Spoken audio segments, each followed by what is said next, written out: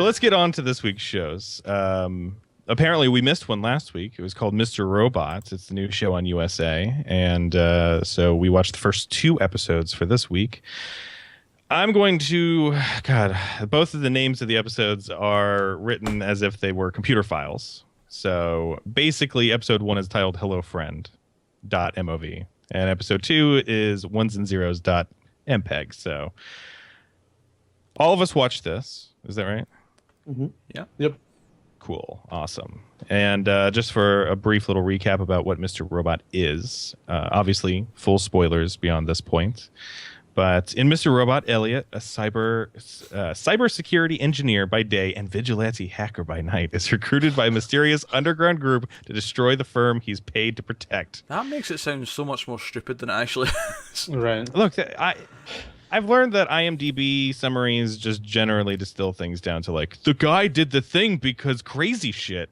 And it's like, all right, that doesn't sound cool at all. It just sounds really weird. But, and I kind of thought that this show was going to be, I mean, honestly, USA show doesn't scream out to me quality. Quality, yeah. I mean, they've had like Monk and Burn Notice and stuff, but that's kind of like a little lighter.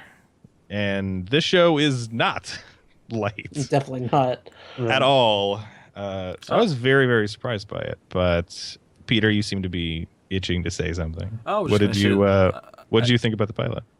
I thought it was very good. In fact, surprisingly so. Like when did USA start making a play for like the AMC space of like TV shows? Like apparently just now, because I mean, within the first like 30 seconds they say shit, and I was like, can you say shit on USA? Hey, it's cable. I don't see why not. I mean, it like right away what got me was just the style and the tone, and it didn't feel like a standard TV show. It felt like something that actually had a cohesive style that they were shooting for, that they were trying to create a certain feeling and mood, with the constant narration that kind of ties into his not mental illness, but condition. Condition, yeah. He's got that, and they really play into that in the way he's talking about the hacking, and it opens really. It does a really good job at actually setting up at the start, because it opens with him doing his vigilante thing, right, where he's like picking on someone who's child porn, I think the guy was into. Yeah. So you're like, okay, technically you're doing something illegal, but you're taking down a child pornographer while you're doing it. So whatever, yeah, fair play, go for it. Yeah, it kind of hit me at a certain point where it was like, I'm basically watching Dexter for hackers, which is way better for me, because I could never totally get behind Dexter's point of view. And with this, it's a bit easier with they definitely drive home the point, like, this is the modern day. It's about all the tech stuff. It's about how everybody's on social media. He mentions no less than 5 times in different ways how much he hates Facebook. So, which Mario, is what funny. did you think? Go ahead. Oh, go ahead, Alan. Go ahead. I was going to say, it's funny that you bring up Facebook and the whole social media thing, because I think one of the producers on here works a lot with David Fincher. And I think that's where a lot of the style elements come from. I definitely felt some Social Network, especially near the end. Just with the music started getting more Trent Reznor-y as the episode went on, I think. Yeah, the music was really good. I like the music. Yeah. So Mario, what did you think overall about the pilot? I enjoyed it a lot. To me, it felt like Watch Dogs cross. It reminded me of Daredevil too, because in the way that he was like, Charlie Cox was portraying someone that was blind very, very well, to the point where he's even getting like an award for it. Here, I think he's portraying someone that's very introverted and has issues with social anxiety in a very realistic way, in a very believable way. So, and then even the fact that he's vigilant, the whole thing just kind of reminded me of Daredevil with Charlie Cox. But it kind of felt like Watch Dogs and Fight Club mixed together, because he also kind of mentions he's schizophrenic. Mm-hmm. And I'm going to not mention anything specifically about episode 2, but I think that you're supposed to not be 100% sure what is real and what isn't. Yeah, actually, see, the one thing that stuck out to me, everyone calls the evil company Evil Corp, but I got the impression at the start that it's called E Corp, but it's only him that calls it Evil Corp. Right. But everyone else says it, so I'm wondering, is that just from his perspective that he just hears everyone say? His perspective. Yeah. Because Because there was that one point in the pilot where it shows the E and then it does like a static thing and it says evil. yeah, And then Yeah. from that point on, everybody just says evil. Evil, right? But I felt like the plot. I mean, the whole kind of idea isn't very unique. Like we've seen elements of this before. I think what really Yeah. makes it show stand out is that the acting is really good. Elliot in particular is fantastic. I also like that the first episode was such focused on character development, more about showing who everyone is and who they are and why they are, and specifically because you have a character like Elliot that focuses so much on what makes people tick.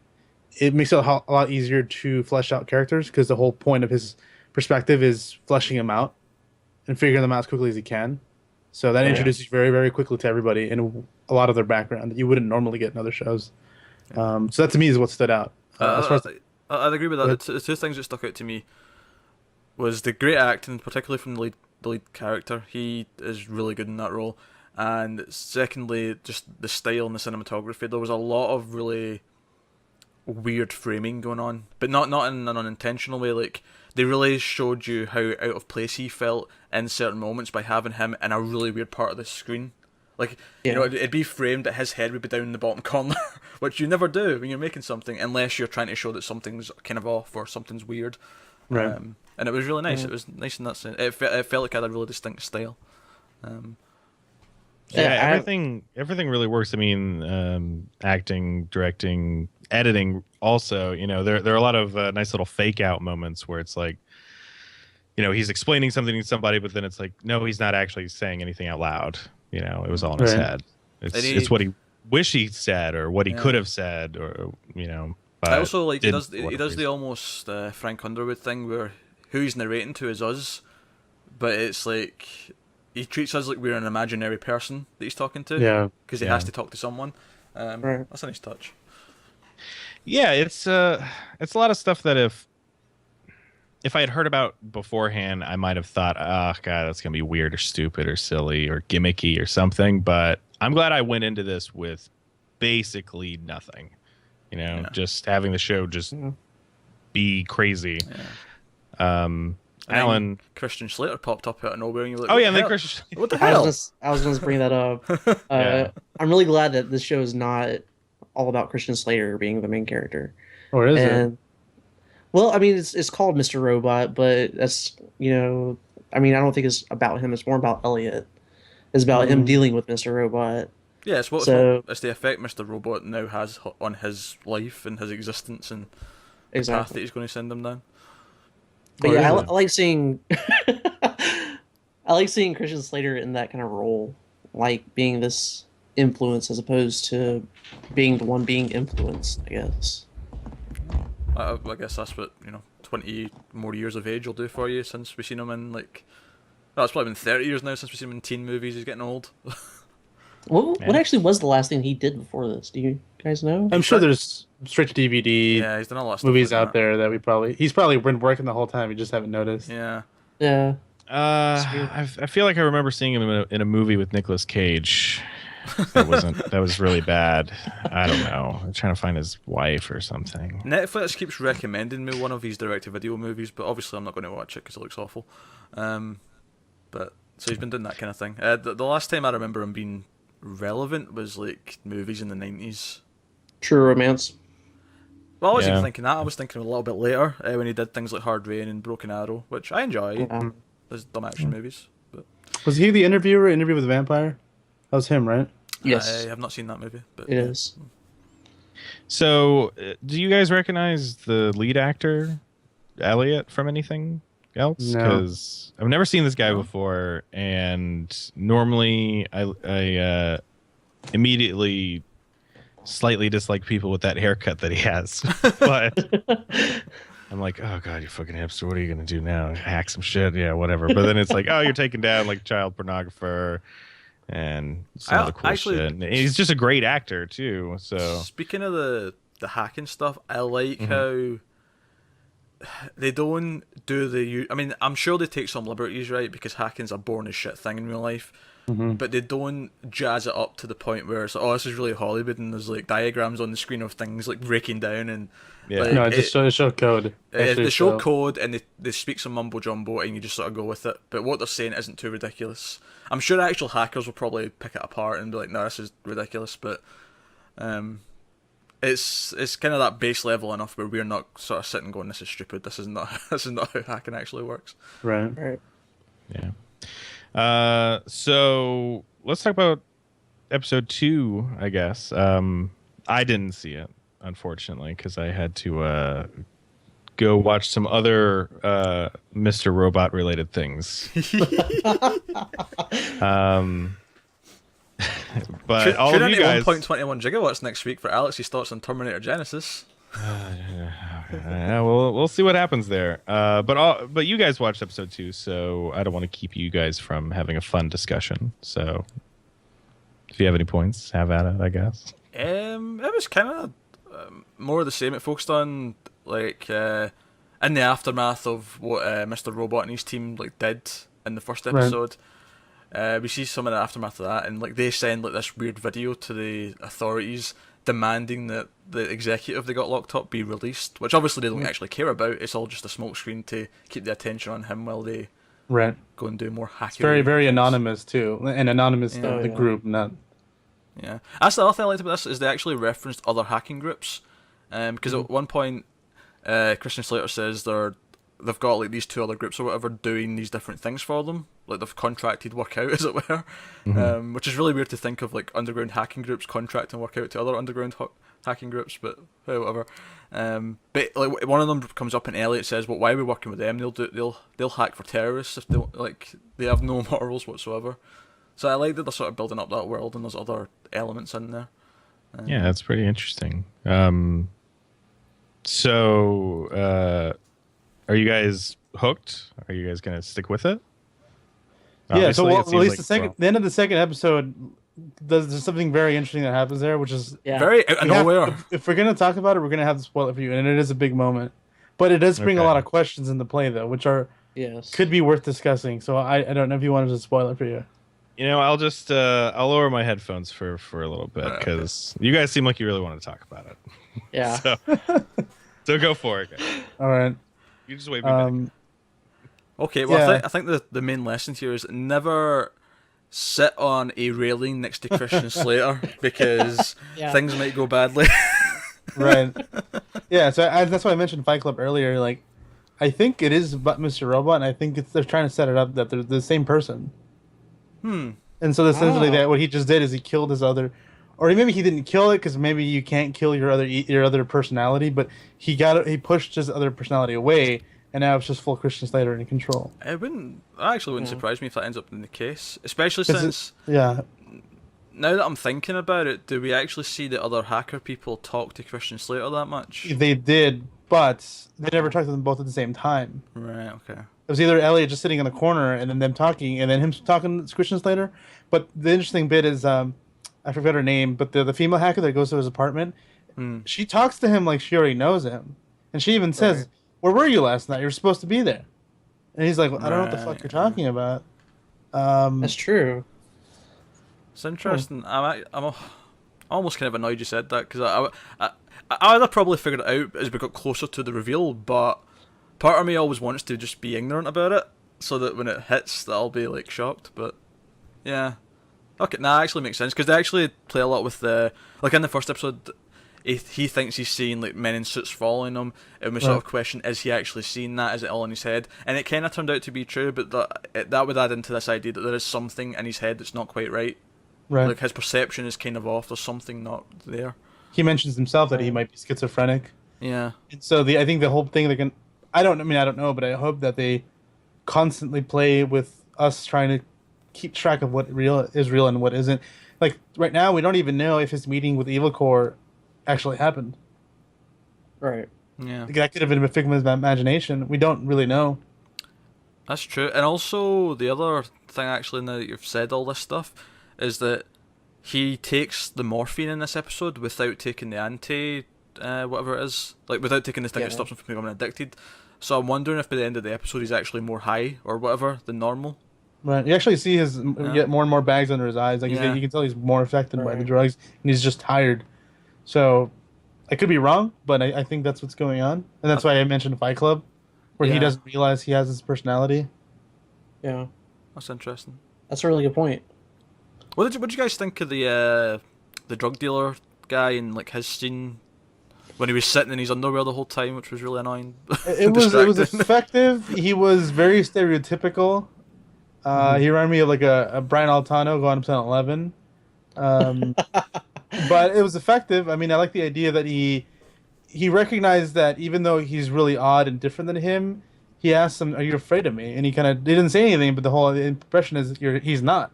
Yeah. And he kind of respects him. Like, you're fucking weird, but you're not afraid of me, which is different from most people. I think it's good to have that sort of thing in there because it shows that he cares for this person That's that him. that this drug dealer is affecting in such a severe way. And so it gives you more humanity towards him because before he seems very distant and cold from Disconnected. everything. Yeah. So it's good that to have that link and to show how far he's willing to go for it. Right. It's good. I like the fact that he's stuck in this position where he has to think about everything logically, and he's at this point where he has to make a decision that'll impact his life in a few ways. Yeah. Do I like screw over this guy who has now raped my friend and never get my drugs again, or do I let it go and stay medicated? Right, and let her put up with all this bullshit. So Yeah.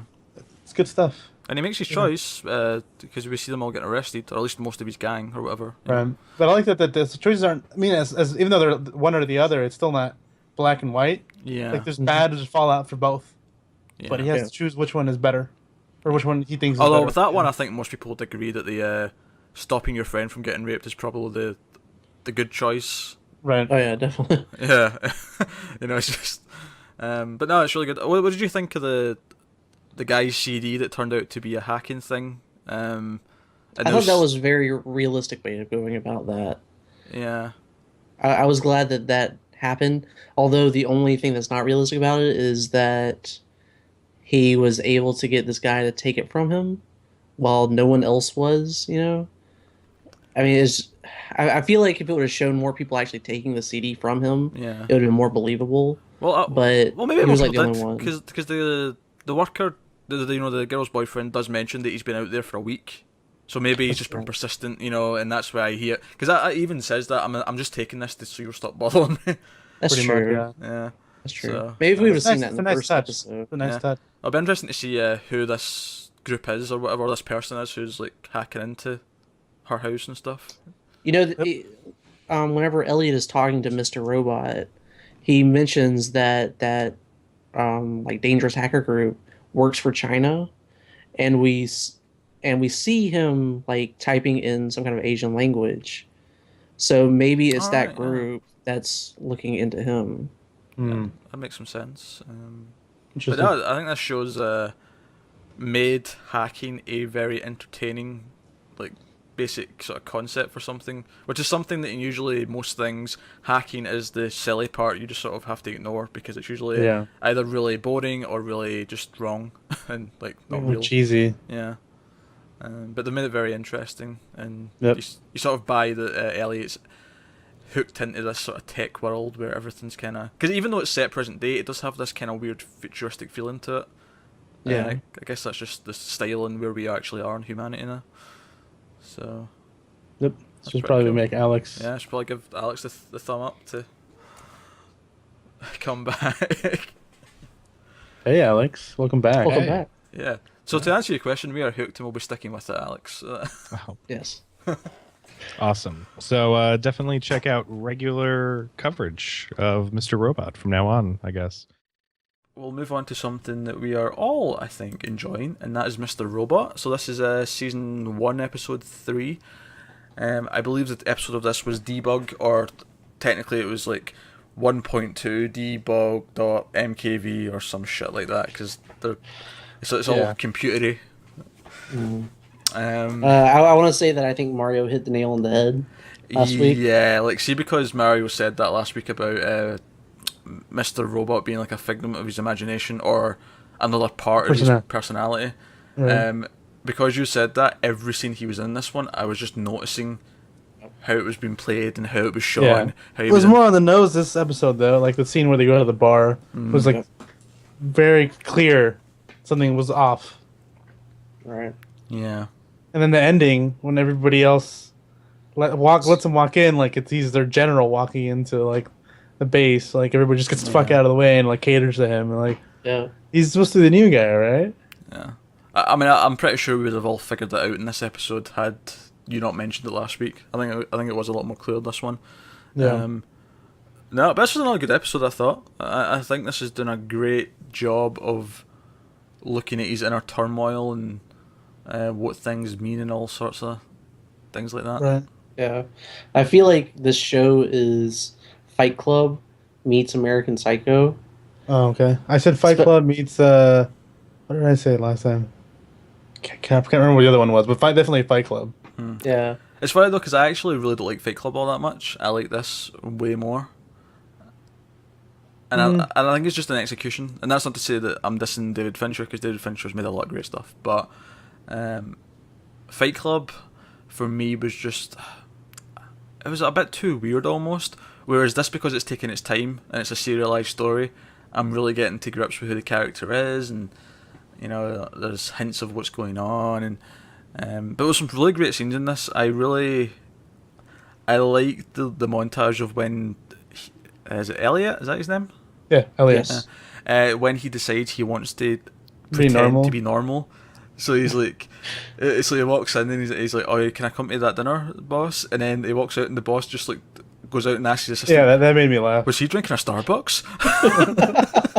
Yeah, that cracked me up. Yeah, I don't think there's a couple of things that is going on. I find myself enjoying more of him's life. Like I would rather there be no subplot or as much of a hurry to develop the evil core stuff, and I would just be happy just watching his life. Yeah. Like I'm much more interested in just seeing him with all of his issues dealing with life than the evil core garbage. I really don't care about that. And that's kind of the point of the show, but it's just like this episode, like I feel like there's going to start focusing less and less because they're going to feel like, okay, we already set up who he is and what he's like, and we're going to put bits and pieces of it, but it's not going to be as much of a focal point as it later on. I don't like that. I don't know that that's necessarily true because we did get the finally like the main, I guess, motivator for him to go and do this sort of stuff, which is he finally finds out for sure that Evil Corp was the reason that his father died. Right. And it's also his friend, the chick, I can't remember her name, the blonde haired girl. Yeah, her mother died from the Sarah? same thing. Maybe.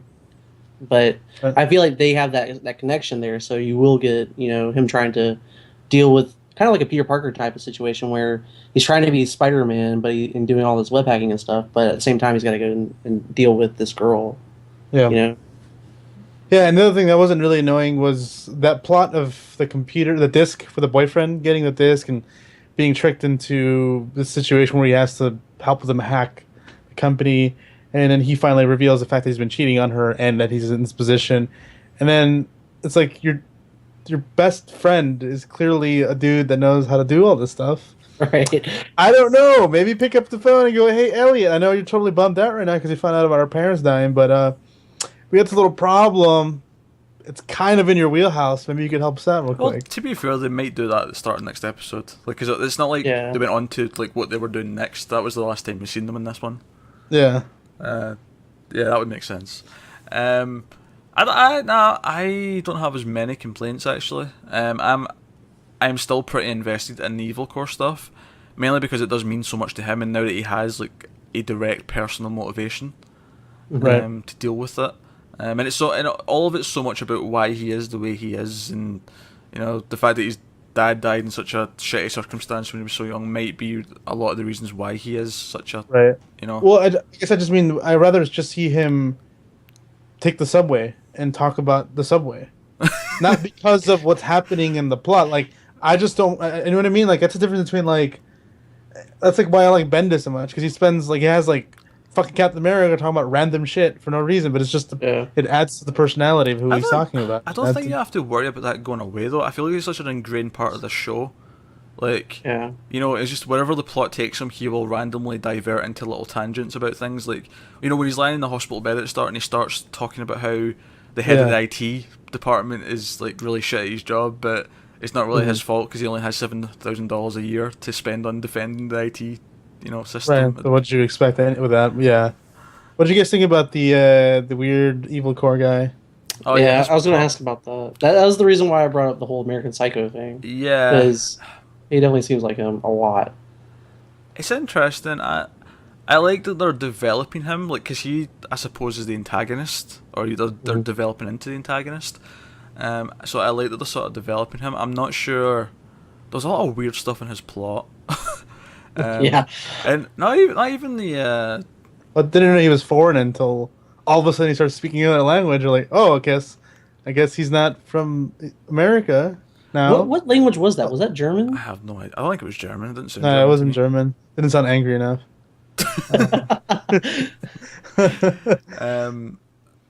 Yeah, I think it's interesting. I'm curious to see what he's actually up to. Well, obviously, it's clear what he's up to because he obviously wants that promotion, and it seems like whatever he did to the guy's phone, the guy that he picked up, was to do with sabotaging, like, the other guy's chances that is getting the job or something. I don't know. It seems to be something along those lines. But it was interesting. It does add a different sort of dimension to him. It starts to flesh him a little bit more. Because, I mean, up until now, he's really just been the evil corporate dude that's really slimy looking. But now he's the dude that pays homeless people to beat the shit out of them. Yeah, I think they might even be setting up them as being opposites, but similar. Because they're both clearly dysfunctional and have issues with society and just reality, but they're just very different approaches to... It's almost like, you know what I mean? Like, which direction you can go if you have different influences, if you had the same person. Something like Elliot's what a normal person, like a regular person would do, and this person all these resources. Because he mentioned, because the first time they set him up, he even mentions that he knows how to code and he uses like Linux. And then Elliot's like impressed the fact that this guy still does all this. It almost seems like he's Elliot if he sold out. Yeah. Well, that kind of makes perfect sense with him being the antagonist. He's like the arch nemesis who does the same thing. I was going to say, it feels like he's Elliot if Elliot had, like you said, Mario, the resources, the money, you know? It's like he kind of like went down the wrong path. Like they started out on the same path, but they're kind of like opposites. Elliot's just trying to live his life, get through it, but this guy, you know, he's realized that he could get all this stuff and he just constantly wants more. Right. Yeah. Also, I didn't think I'd be seeing a scene with a pregnant woman being tied to a bed this week. Yeah. That was out of nowhere. This show is really weird for USA, isn't it? Yeah, this was just really a weird period. It was even the gay scene I thought was like didn't show anything right, but at the same time it felt really graphic. You know what I mean? Like, particularly the moment where he pulls out, I guess is what you'd say. Like it felt really like I'm not used to seeing that in TV. Yeah. You know, it was very real, I guess. I mean. Yeah, well, because this whole scene was complete. Like they were going at it, they stopped, and then he went to the they didn't cut to anything. Yeah, it was there one wasn't shot. Cuts in between. It was all just continuous, which is not typical for those kind of scenes. And they're also still playing up really with the odd framing where the character will be just at the bottom of the screen, and there'll be a lot of dead space, and they sort of play with that a lot. But I'm still loving this show. It's actually one of my really pleasant surprises of the year. Because it really came out of nowhere, and it's really engrossing, interesting characters, and I'm actually somewhat invested in the overall plot. So, yeah, it's good. Yeah, I also really like the scene at the end of him like going back to the hackers den, and like you said, I think you said earlier, Mario, it was like their chief in command like walking back in the room. Yeah. Cause it felt like that. It felt like, okay, now he's like, because he's not actually went there and hacked before yet. Like everything was all about him like planting things elsewhere. This is the first time we've actually had him walk in, open up a laptop, and be like, right, it's time. Yeah, well, he even says, I think the last line is, "So this is the plan." Right. Yeah. Yeah, which again ties into the fact that he's really Mr. Robot because he's meant to be the leader. Mhm. So he's the plan. So yeah, that's Mr. Robot. Let's move on. To Mr. Robots. So full spoilers, guys, for season 1, episode 4 of Mr. Robots. This one also has a crazy file name, but it's basically Damons.mp4. Elliot's inner demons threaten F Society's operations. And Wow. this is basically the withdrawal episode. Yeah. So we may as well just jump to that. What did you guys think of that crazy trip? Well, yeah, that's pretty much what it was, wasn't it? It was a trip of dreamlike sequences, which at first didn't seem like a dream, but then got more and more crazy as time went on, and characters started popping up, and then he went into the TV, basically. Yeah. Which Yeah, I think I is mean, symbolic because I'm pretty sure it's him that was in the TV all along to begin with. Right. But yeah.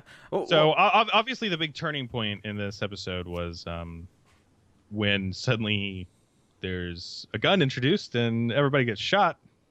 It's another meth lab or a meth place. Yeah. It's another shot. meth lab? What the hell? There's a theme this week. Yeah, I was about to say wrong show, man. Although Actually, yeah, I kind of like the randomness of that. Like, obviously it turned out not to be real, but if you're going to be hanging out in crack dens and things like that, then okay, it's believable that a shootout may just randomly happen at some point. Right. Right. yeah. I was gonna say that a lot of the editing and stuff, like the way they shot it, and how it was like very jittery and stuff like that, and all of like the different things that they showed, really reminded me a lot of Requiem for a Dream, Yeah. and how that was shot, and like all like the really randomness of it, and just like you didn't know what was real and what wasn't, and I really felt like it kind of captured very well what it would be like to be coming down off of like rehabilitating yourself. Yeah, I definitely felt that anxiety while watching the episode without even realizing it. Just at a certain point, I was like, "Oh shit! Like I'm gripping my seat here. That's really weird." Yeah. I gotta say, I kind of really love this show.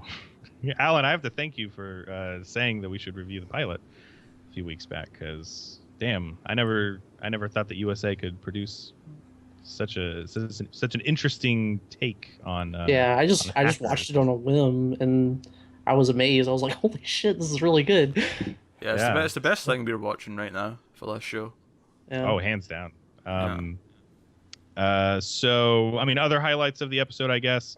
The show is changing a little bit. We should say that it's opening up more on character focus. Yeah, because You know, we got actual like plots that didn't involve Elliot. right, like, which we're- we'd gotten last episode, I think, with the CTO wannabe guy. I forget his Yeah. name. Yeah. But this episode, we get pretty much everybody that's in F Society gets at least like a little line here or there with Elliot not around. So, what do you guys make of that team? Are you enjoying those characters? Yeah, I think they all have unique voices, which is nice. I enjoy that about them. And going back to our theories of Mr. Robot all being in Elliot's head, also being Elliot, it was interesting to see how they talked to Elliot in this one in particular, and how they reacted to things. Because it was like when Mr. Robot said something kind of like insane or whatever, they did react to it, but you get the impression it might have just been Elliot that said that. And they all Yeah. sort of look at him. It's interesting how they're playing it. That said, I hope they don't drag out until that reveal, assuming we're all right, for too long. Because it could get a little bit tedious later on. Like we know, like come on, that's Yeah, I don't know. Honestly, even whether that is or isn't what it ends up being, they've just established the character of Elliot so well that I could believe any part of the show is a delusion, and I'd probably go with it. Yeah. So just What I- focusing on what is probably the most obvious, because it's the name of the show and it's the name of a character, even though that's not the main character. It's easy to try to draw those lines. But Right. Alan, what were you gonna say? I was just going to say what I thought was really kind of powerful in this episode was whenever he finally wakes up and he's out of it and he's kind of like past that really tough stage. He's like crying, he's like rocking back and forth, he's saying that he's alone, and then Mr. Robot steps out of the shadows. So Rogers. So if it, yeah, Mr. Rogers changes his shoes, puts on a sweater. But then he just says to him, like, he just states that he's there and everything and that he's not alone. Yeah. So if he is actually another part of his psyche, I think it's interesting that he comes out of all this drug stuff and he's still got that other thing in him. Well, what I liked about that... to add to that, sorry to cut you off, Peter, to add to that, it was Mr. Robot that took him to that drug den. Right. And, the guy was like, oh, it's just, it can only be him. And then, I mean, the whole thing was in his mind, so that doesn't really matter. But the fact that it was Mr. Robot leading him, I guess, could add some credence to the theory. What I liked about that is if we do have that theory that he has, and he has in his mind, it actually adds a sort of bitter sweetness to that scene. Where he's like, I'll always be here to look out for you, or whatever he says, and just like, well, that's kind of in his head, so that's kind of sad, because it means he is alone, but this is just his coping mechanism or whatever. I mean, especially after learning about everything with his. I mean, he already knew about the stuff with his father, but then, piling on. The wound was kind of reopened. Yeah. Yeah. And obviously, adding to Elliot's sort of creation of things, he also created us, the viewer, who he talks to. That's right. I loved that at the end where he's like, where did you go, or was it me that was gone? Maybe it was both or neither. What I think is really cool about Mr. Robot as a whole, as that character, is that, Elliot for so long was on drugs and that was his coping mechanism, but now Mr. Robot is like pushing that out. And so Mr. Robot is becoming his coping mechanism. And I think that's really interesting how, like, he always needs something, but this something isn't necessarily drugs that he's using. It's just a creation of his brain. It's really cool to me. Yeah. Basically, Elliot's just looking to scratch some itch, and itch changes spots every episode, it seems. Mario, you've been pretty quiet. What did you make of the episode? I didn't like it that much. I did not like that they wasted so much of the episode on that tripping stuff. Of course. Not surprising. I would hope the plot moved more. I think it slowed down a lot of what was happening. I felt kind of like, for me, the whole thing was like, okay, let's go. Okay, I get it. Yes, let's keep moving. Like I've said before, I would much rather see more of Elliot and more of his perspective than the other characters, and it's slowly kind of transitioning into being more of the focus on the team, F Society, and to me, that's not as good as what I saw in the first couple episodes. So, because it's only 10 episodes. I think this episode to me felt kind of some stuff moved along, but considering it's only 10 episodes, I wish they would move them faster. This kind of felt like a lot of it was wasted. I didn't particularly enjoy that. I don't agree it was a wasted. I feel like this was important character-wise for Elliot to go through this, so I disagree that it was wasted. It's got to be a trial. I mean, part of it has got to be him admitting to himself that, okay, yeah, I am a junkie. Have I sunk this low? Is this really where I am? And that's where his brain manifested everything. Like, it's everything in that trip was, you got to see everything of who that character is and what he wants and fears without having to actually do any of that stuff within the reality of the show. Actually, so that's great. Do you know what made me laugh a lot? See, that's when he's tripping out, but when he's looking for the house and it's just a sign that says 404 not found. I thought that was great. Yeah, that was a nice little thing. At first, when that popped up, it just seemed like something I would have clicked on Reddit and somebody had Photoshop that into the show or something. But I'll agree with you, Mario, that even though I personally loved all the tripping stuff, I think this is my least favorite episode out of the 4, mostly because there was such an emphasis on the rest of F Society, and I don't really care that much about any of them yet. I think that I might, but we're kind of an origin story territory, I guess, for all of them. Yeah, I don't necessarily care about any of them that much yet, but I don't dislike any of them yet either. They've not annoyed me.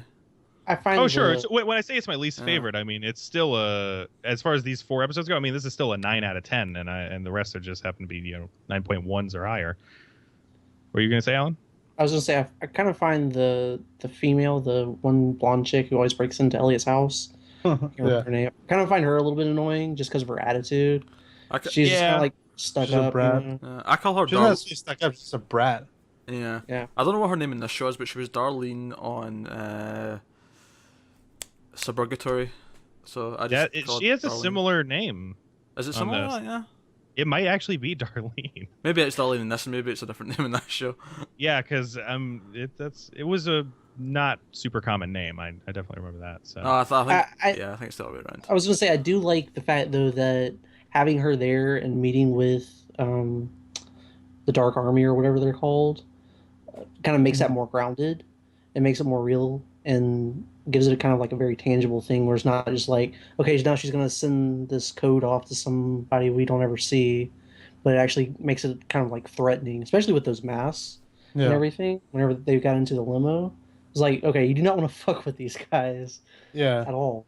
Like I think for me, like I like the smaller moments when it's more about just like I like the moment where she wakes up and she looks over and the other girl's praying, and she has a certain look on her face like and like those moments to me stick out more than the hacker stuff and the tripping stuff. Like that's the stuff that I want to see the most. That's what I really like about the show, and that's why I really like the first two episodes because it was more of that, but from Elliot's perspective.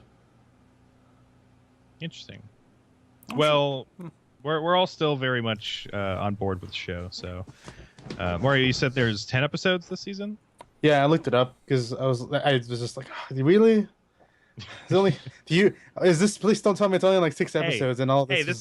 This isn't like True Detective. We're not halfway through and have no idea what's happening. So, Well, I was worried that it was like 6 episodes and that this Yeah. wasted like I was like, damn that I wish it would have moved a little bit more. Well, the episode But- ends with them sort of still on the road to the data banks or whatever it is. Blue Mountain, I think, right? Yeah. Steel Mountain. yeah, Steel Mountain. Steel Mat. That's it. Yeah. So that should be a pretty exciting episode next week. Let's do full spoilers for season 1, episode 5 of Mr. Robot. This one is exploits.wmv. Gotta love those titles. So, F Society attempts to penetrate Steel Mountain, the most secure data facility in America. This is a pretty good episode, guys. It was. It was good. A lot of good edge of your seat. Oh, are they going to make it? Infiltrating the place. I'm always just immediately blown away by this show, but just how well it's directed and how well it's shot. Yeah, we were just talking about on the last show how there was like a lack of style this season, and maybe Mr. Robot just absorbed all of it because it's super awesome. I love the way that they cut everything together, especially during all of Elliot's social interactions during this episode.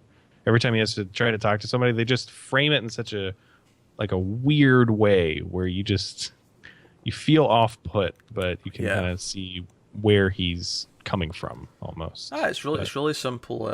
Just a really simple technique where you frame it like you would never frame a person to show that he's out of his element. He doesn't feel comfortable, so you don't feel comfortable with this weird framing. It's really simple, but it works well. Oh yeah, works really well. Mario, what did you think about this episode? Still not completely liking the direction. Wow, that sucks. I don't like the infused little moments of him talking about the way he is and sees things, and like one of the kind of the plot elements they use here is the fact that he can tear people down really easily. Like, and there's this whole segment about how he usually, which is something they set up earlier when he's talking to psychiatrists about how the way he gets to know people is by immediately targeting the weak points and then going from there. And that's kind of here they're trying to use it to shut down this guy, which does happen.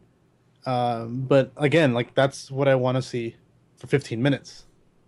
I don't want you to just have lines of dialogue. Like I miss the old segments where that would be the focus for like 10 minutes. An entire scene would be about him dealing with his anxiety.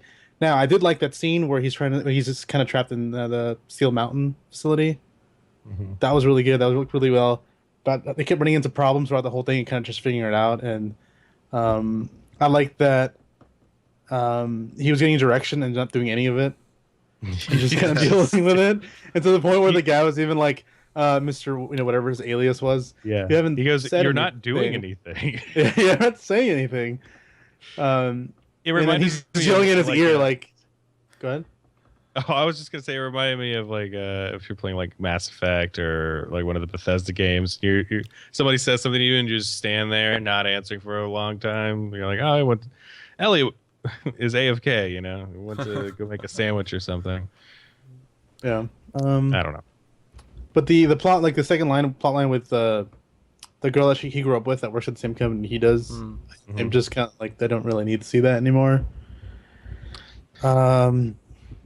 I'm actually Yeah. okay. I mean, I guess I agree that it's not, like it doesn't feel integral to the plot yet. But I think ultimately it's going to build to something because she's important to him, Right. which I at least I appreciate that. Like it's different. Like sometimes, Dexter used to suffer this a lot. Dexter, by the time it got to like season 4, and season 4 was generally considered the best season after season 1 because the main story was pretty good, but all the side plots with every side character had nothing to do with the main story and they were all really tedious.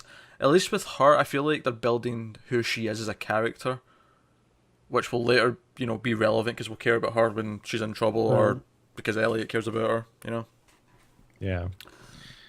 Yeah, that's probably better than what the cliffhanger for this is, which is the other girl. I don't remember her name, but basically she's kidnapped by The drug dealer boyfriend. Yeah. yeah Yeah. by his goons of some kind, probably.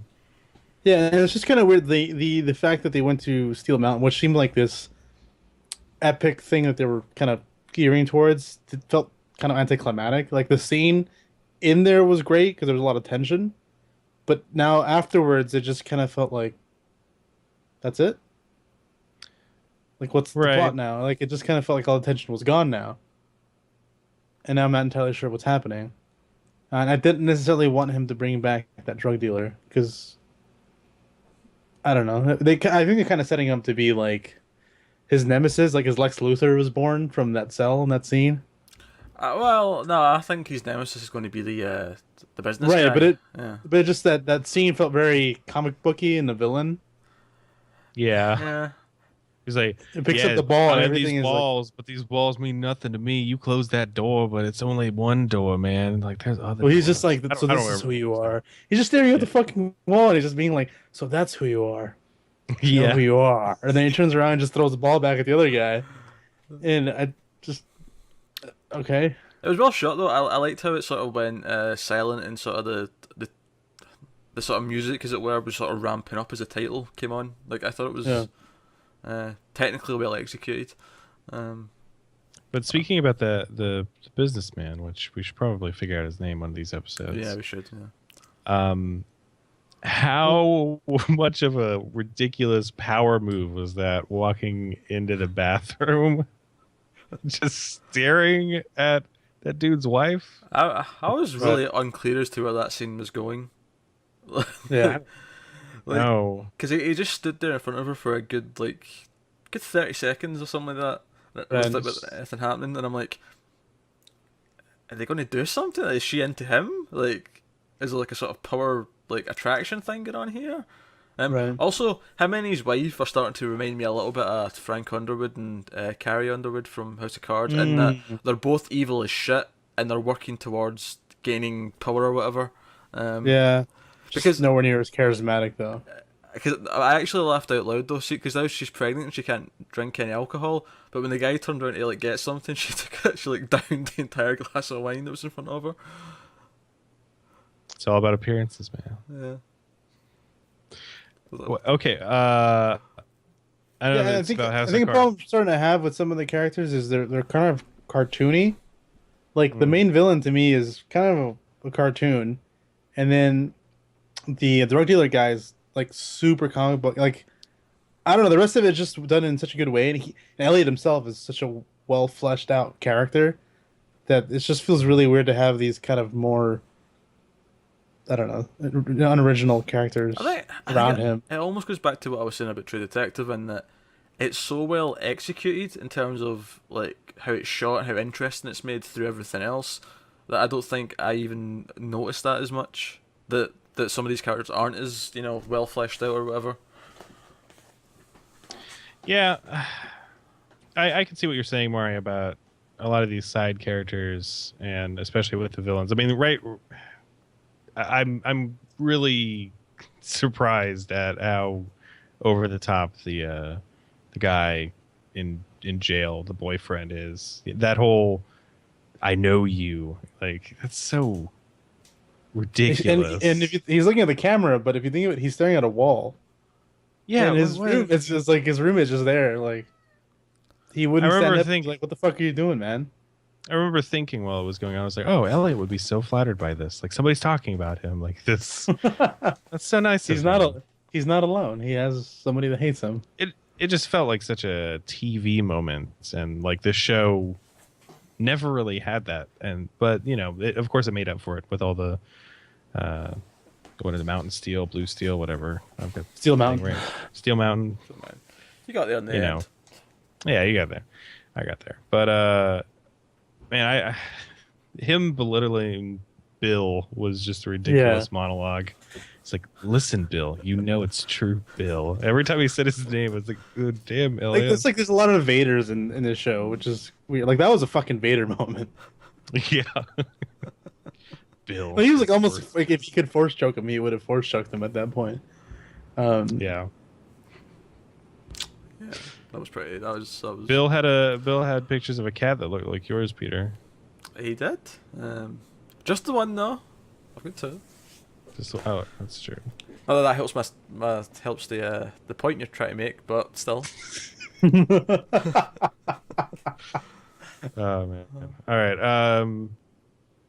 Yeah. So I'm trying to think what other. There was some other side plot in this episode, I'm sure.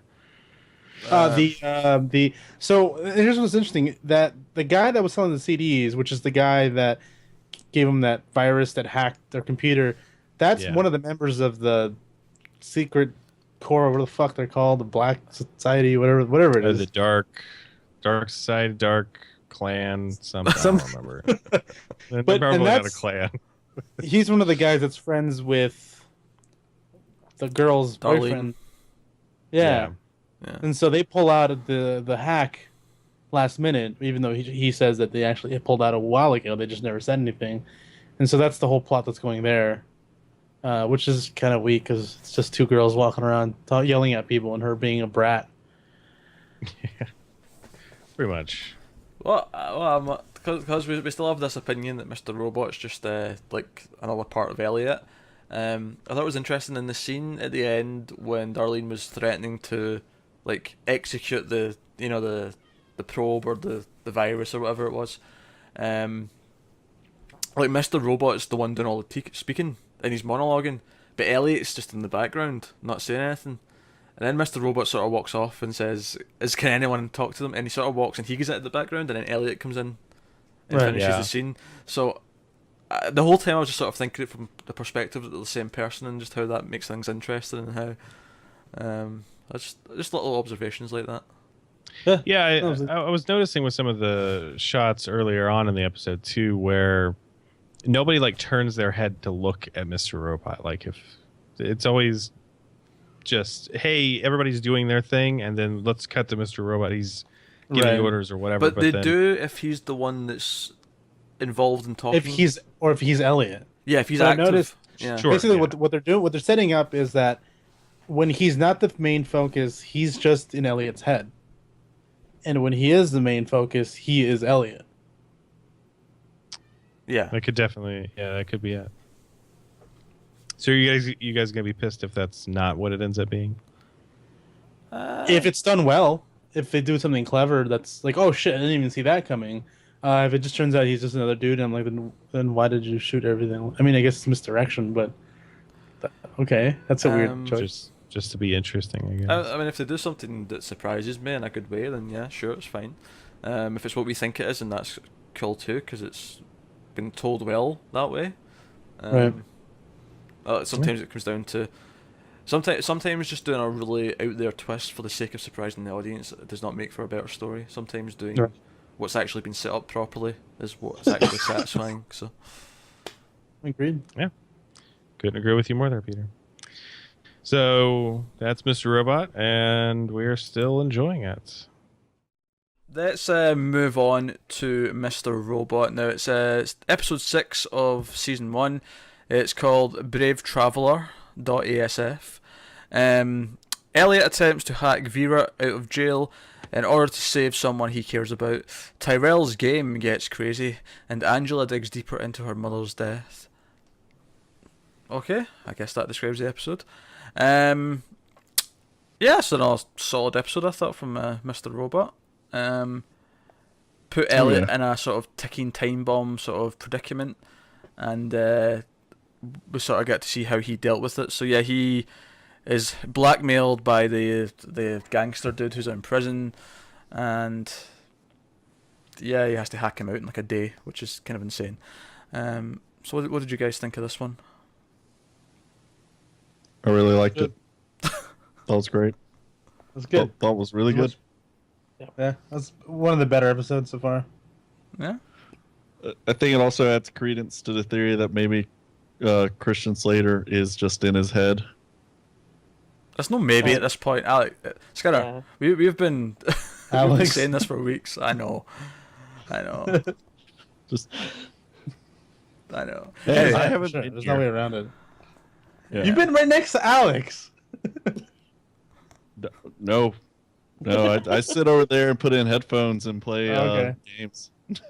So I was about to say, I was like, maybe you're on the other side, but it's still right. he has a tendency to yell because he tries to shout over people, and then he does it in real life and forgets there's a microphone right here, and so I get aggravated very much just because it's very loud to me, and I get upset. Just like sidestep by one step, and he won't see you.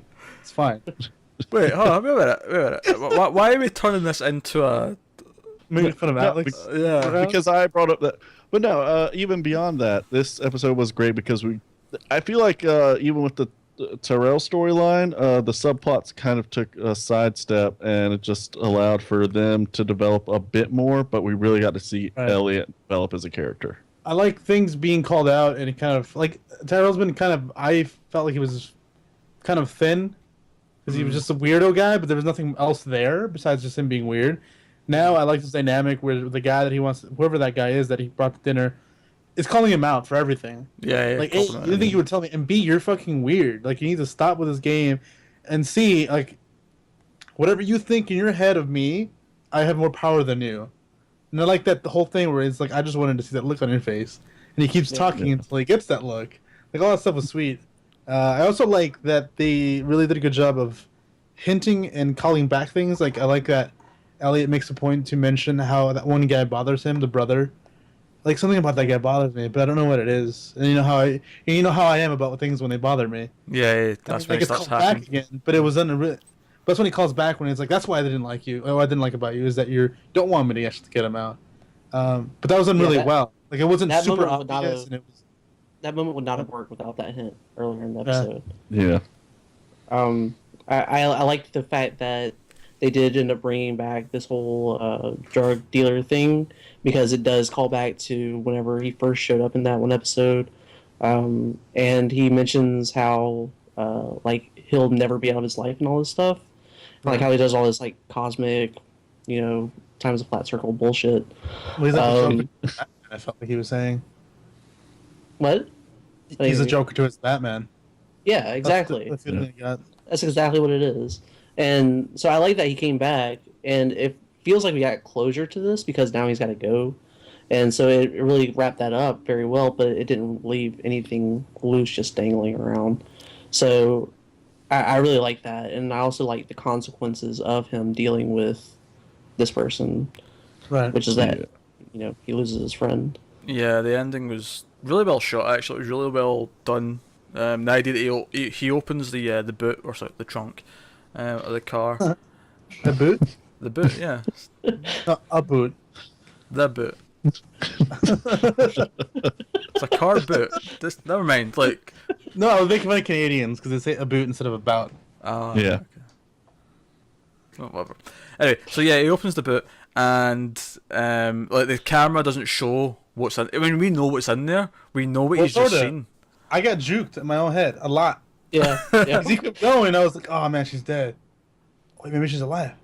Oh, she's in pieces. Oh, shit. What if she's not there? What is in there? He just kept going, and in my head, I'm like, shit, he's fucking with me. You know, maybe she's alive, and he's just so happy he's reacting that way. Actually, I don't know. you dropping the F-bomb reminds me, like, they did this once last week, where they had an F-bomb, and they just sort of muted it out for TV. Obviously, like, the Blu-ray or whatever in the future will be uncut, and you'll hear it, but this week they had, like, 3 F-bombs that they muted out. Like, they had quite a few of them. It reminded me like- of Breaking Bad, because Breaking Bad would do that a lot. It didn't do it a lot. Breaking Bad did it maybe a handful of times over its, like, however many seasons. Yeah. And it's really spaced them out, but this, on the other hand, felt like this episode after did it once last week, they had like 4 of them, which was kind of weird. But at the same time, the people who were swearing a lot were the gangsters, and I'm like, yeah, they probably would have quite bad language and be constantly swearing all the time. So It reminds me of when you were younger and you would just like, if you were like around adults or in school or something, and you still wanted to drop like an F bomb, you would kind of censor it. So you'd be like, I don't go, and just like pronounce the F, but then not say the rest of the word. Just mouth it out. I don't give a fuck. I just thought it was interesting that they're going that route, and they're like, yeah, this is definitely an adult show that's for adults, and this is a world where people say these kind of words, but we're just going to put it in even if we have to mute it right now. I still can't believe it's USA. I can't. It's hard for me to wrap my mind around because I'm so used to USA shows because my brother loves them. Loves those shows, like Burn Notice, and I watching this, I'm like, wow, this is ridiculously good and intense, and I'm still not believing it's on USA. But this is really good. I mean, it's kind of a sidestep from what's been going on, but it works really well. Yeah, in just creating all this tension and like not really knowing what's going to happen next. And I'm looking forward to see how Elliot deals with the aftermath. Like, is he going to be really angry? Like, is he? Because he hasn't really been that proactive. Like, he kind of is sometimes, but he still has all these insecurities and doesn't know what to do. I wonder if we'll see him like be like, no, I'm pissed off now. Like, now I'm going to try to do more. Yeah. He mentions like whenever he's like by himself and he's going back upstairs after meeting the girl who's talking about like how she's investigating Evil Core and all that stuff, and he's talking about like everything that's going on. You know, it's like, I'm trying to deal with Evil Core, I'm trying to deal with this, blah blah blah blah blah blah blah. And he just mentions like everything that's on him. He has kind of like a Peter Parker moment almost, and it's really good because now that he's dealt with this and he's figured out that he can hack something in a day, it allows him to actually grow with his ability, and also how his friend dying, or like this person that he might love, his Uncle Ben. Yeah, to keep that metaphor going. So I mean, it's like there's a lot there that provided for character growth in this episode. He's got all this, and he mentioned it himself, which is it's also really interesting. Just like Cox got a lot like a nod about how well he did portraying a blind person. This actor's doing a really good job of portraying someone that has all these social anxieties. Because I've known people that are like that talk about how it's hard for them to have that many close relationships because it's a lot of pressure and a lot of weight for them to be responsible for other people's feelings, even if it's not bad feelings, like even if it's fun, like, but it's still pressure that for them to be entertaining or to be a friend, to be a boyfriend or a girlfriend. And so he mentions how she just wants me to. I'm just going to tell her what she wants to hear because I don't have enough to do more because I have this, and this, and I didn't have that before. One of the great things too is like he hates being touched. Like he hates it so much, and the drug dealer's like, "I'm gonna hug you, and he finally does it, and that's whenever like his world crashes down, and it's like, yeah, I don't want to be hugged. So he's gonna like revert to the shell now because what happened whenever he interacted with this person who touched him, you know? Yeah. This show is crazy good. It's good. It's really good, and I do wonder how it's going to play out next week. I mean, I could see him going into like full-on revenge mode, and he's like pursue his hacker dude, or I could also see him kind of doing that, but by retreating and becoming Mr. Robot in his place to deal with it. He just saw the bat flying in the air, and he's like, I gotta become the bat. This time it's a robot, and he's just standing in the staircase. Except he sees Christian Slater and goes, I must become Christian Slater. Starts doing a terrible Jack Nicholson impression. Oh, God. All right, let's move on to something that's actually good, shall we? Oh, dear. Can we? Nice. good because we Scream. can talk. Oh yeah, let's get. All right, so let's talk about Mr. Robot Season 1, Episode 7, entitled ViewSource.flv. Full spoilers follow, guys. Elliot misses Shayla. This is what IMDb says. That's the first sentence. No shit. Angela makes a deal with Colby. Sharon Knowles has a deadly encounter with Tyrell. And that's it. So, what did you guys think about the time jump in this episode? How about you put my balls in your mouth, try and ask me again the best way you can, and then maybe I'll answer it. Okay, all right. Oh, sorry. Hey, so, hey Peter, how? All right. What did you think about the time jump in this episode? A whole month goes by I thought it was after fine. we get a flashback. Yeah. After we get a flashback. That flashback hit me in the feels, by the way. I thought that was really well done. Yeah. Yeah. was You, also you really guys didn't confused. feel like it was too. Go ahead, Mario. I was just really confused with the first few seconds because she was there and I was like, what the fuck is going on right now? Yeah. Did he just think this shit up the whole time and she's actually alive? And then once they showed her moving, I was like, oh, okay, got it. I got you. But I had I no do fucking love- idea. I love the misdirection that the show has, where at first you're thinking somebody's moving her stuff out because she's dead, but then it's like, oh no, it's her moving in. And also, there's so much like weird shit going on in Elliot's head that you could buy a twist where she was like not dead or all in his head the entire or whatever. Like you could buy any of this because it's the way his head works, and you're like, so you're Right. sort of open to and all just this. the way the show is shot Yeah. and everything works together. You feel like you're in his head, which is exactly how it treats you, because the way that they skip a month is by him just saying, oh, hey, sorry, I haven't said anything to you in a while. I know it's been a month, you know? And I really love, like, it seems so easy from a writing standpoint, but it works wonders in this show And for just establishing who you are in relation to the show. It's And really great. They use it really well in terms of the other plot with I can't remember the blonde woman's name, who's trying to investigate things. His But friend. yeah, he's friends. But the Colby. the Colby. No, hold on. No. No, hold on. That's the guy that she's investigating. Yeah, Sharon. Sharon. Right. Sharon? No, it's not Sharon. Fuck's sake. Damn it. Angela. It's Angela. Angela. Right. So Angela. the month skip, what that does for that plot line is it skips a lot. It lets us move further on that, because realistically that would take ages to set up. But it's a month later, so we can. We're at the point where we've got lawyers in the room now. Great, fine. So in terms of logistics, it lets us move ahead a little bit in that, which was nice, which is good. There wasn't a lot of Elliot in this episode. After his first few scenes, he does sort of disappear, and everything else sort of goes on for a while.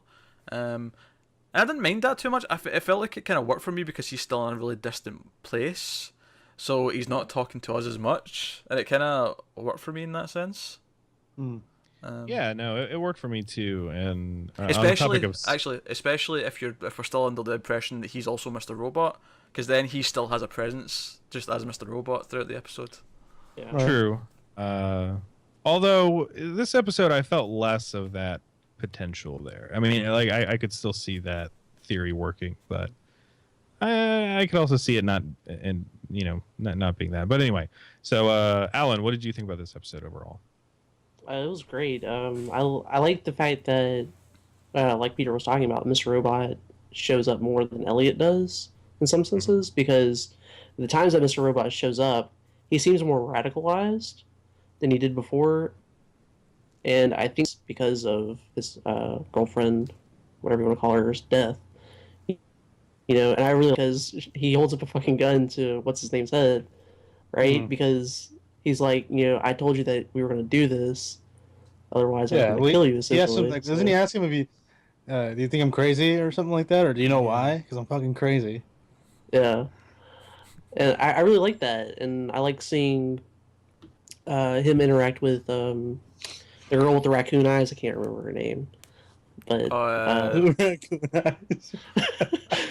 Was she a rocket raccoon? But you know what I'm talking about. Yeah. The other hacker Yeah. girl who is in touch with the Chinese hackers. I like seeing been that alright. because during that segment, it made me think, like, what if Elliot was just walk in and she was to talk to him and be like, "So Elliot, what do you think about Mr. Robot's thing here? Can you believe that he's telling me this?" I'd be like, "I would totally believe that." You know, this show just keeps you guessing so much, and I love it. Yeah, it's great. Mario, what are your feelings? The main stuff was great. The Tyrell stuff I thought was weird as usual. The whole scene with him luring the woman out, the wife of the guy that ends up taking a position that he wanted, was just kind of odd. Like his whole character just seems so odd, and I know a lot of it's. I mean, I know it's on purpose. He's supposed to be just kind of this weird guy that also doesn't quite fit in. He's just trying to emulate like being a person, but it just seems so random, and like I just don't understand what the point of it was. Like a lot of the stuff that he's doing, some of it is like I understand more or less what you're trying to do, but why did he do that? Like the whole bathroom thing, and all of us had the same question. But like, I think he lost control. I don't think he actually went intending to do that. Because he saw that look on his face when he was surprised that he did it. But I don't know. He just still seems that was more of like the one note villain. Like that was a Red Skull moment, where it's like you're just being like a villain for being a villain's sake. Right. I can kind of get that, but I feel like they're hinting at more, especially when it comes to his wife, who wasn't in this episode. But whenever she's appeared before, I think it's only been once where like he was talking to her about the bathroom thing, and she was the one that turned him around on. Well, this doesn't mean that it's over. Like right, you know what she wants. You know what she wants, which then he plays into that here, but then ends up murdering her. Right. So I feel like they're going somewhere. It just feels really weird right now, and it's just every other aspect of the show. Right. I haven't felt misled. So it's so abrupt and it's so short because his stuff is usually shorter, so they have to get through it a lot quicker, and they don't have as much time to set it up and really play with it. Right. Yeah, I mean, I did love his screaming "You're fired" randomly. That did. I almost spat out my drink when that happened. See, I felt like that felt more false than the killing. That also didn't make sense. It's just random. Like the whole scene was just like. Yeah, no, I get that. He's very if he had given even just some snide remark as a reason for why he fired them, then I could maybe see it because you were pissing me off or something. Then I would have gone, oh, okay, well I get that. But then he's like, oh, nothing. It was like, that feels forced. He feels a little like a cartoon character to me. You know? Yeah. I'm saying, I'd say he was a Red Skull because he's just a villain for villain's sake. Like, I don't know. I just don't really. No. Doctor Doom in the New Fantastic Four is a villain for villain's sake. All right, well, let's not get into that right now. Look, I'm just pointing this is a good show about good things. On a better note, though, I love the scene at the end whenever he finally opens up to his fucking his psychiatrist. Loved it. Yeah, that was amazing. That was amazing. I love seeing the roller coaster of emotions on her face too. Yeah.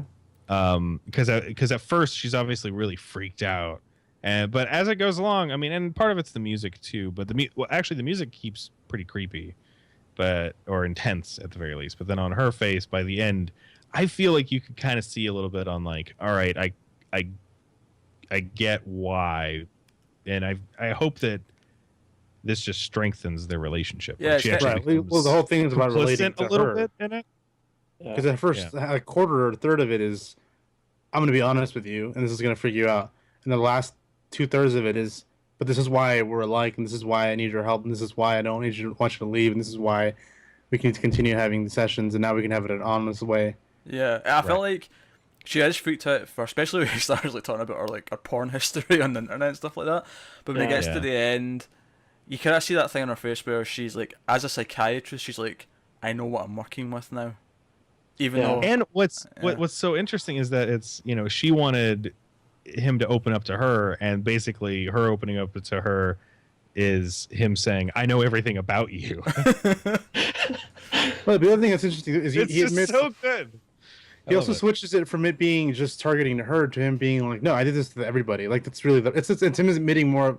It's like an addict being like, I am addicted, and that's really where the turn came.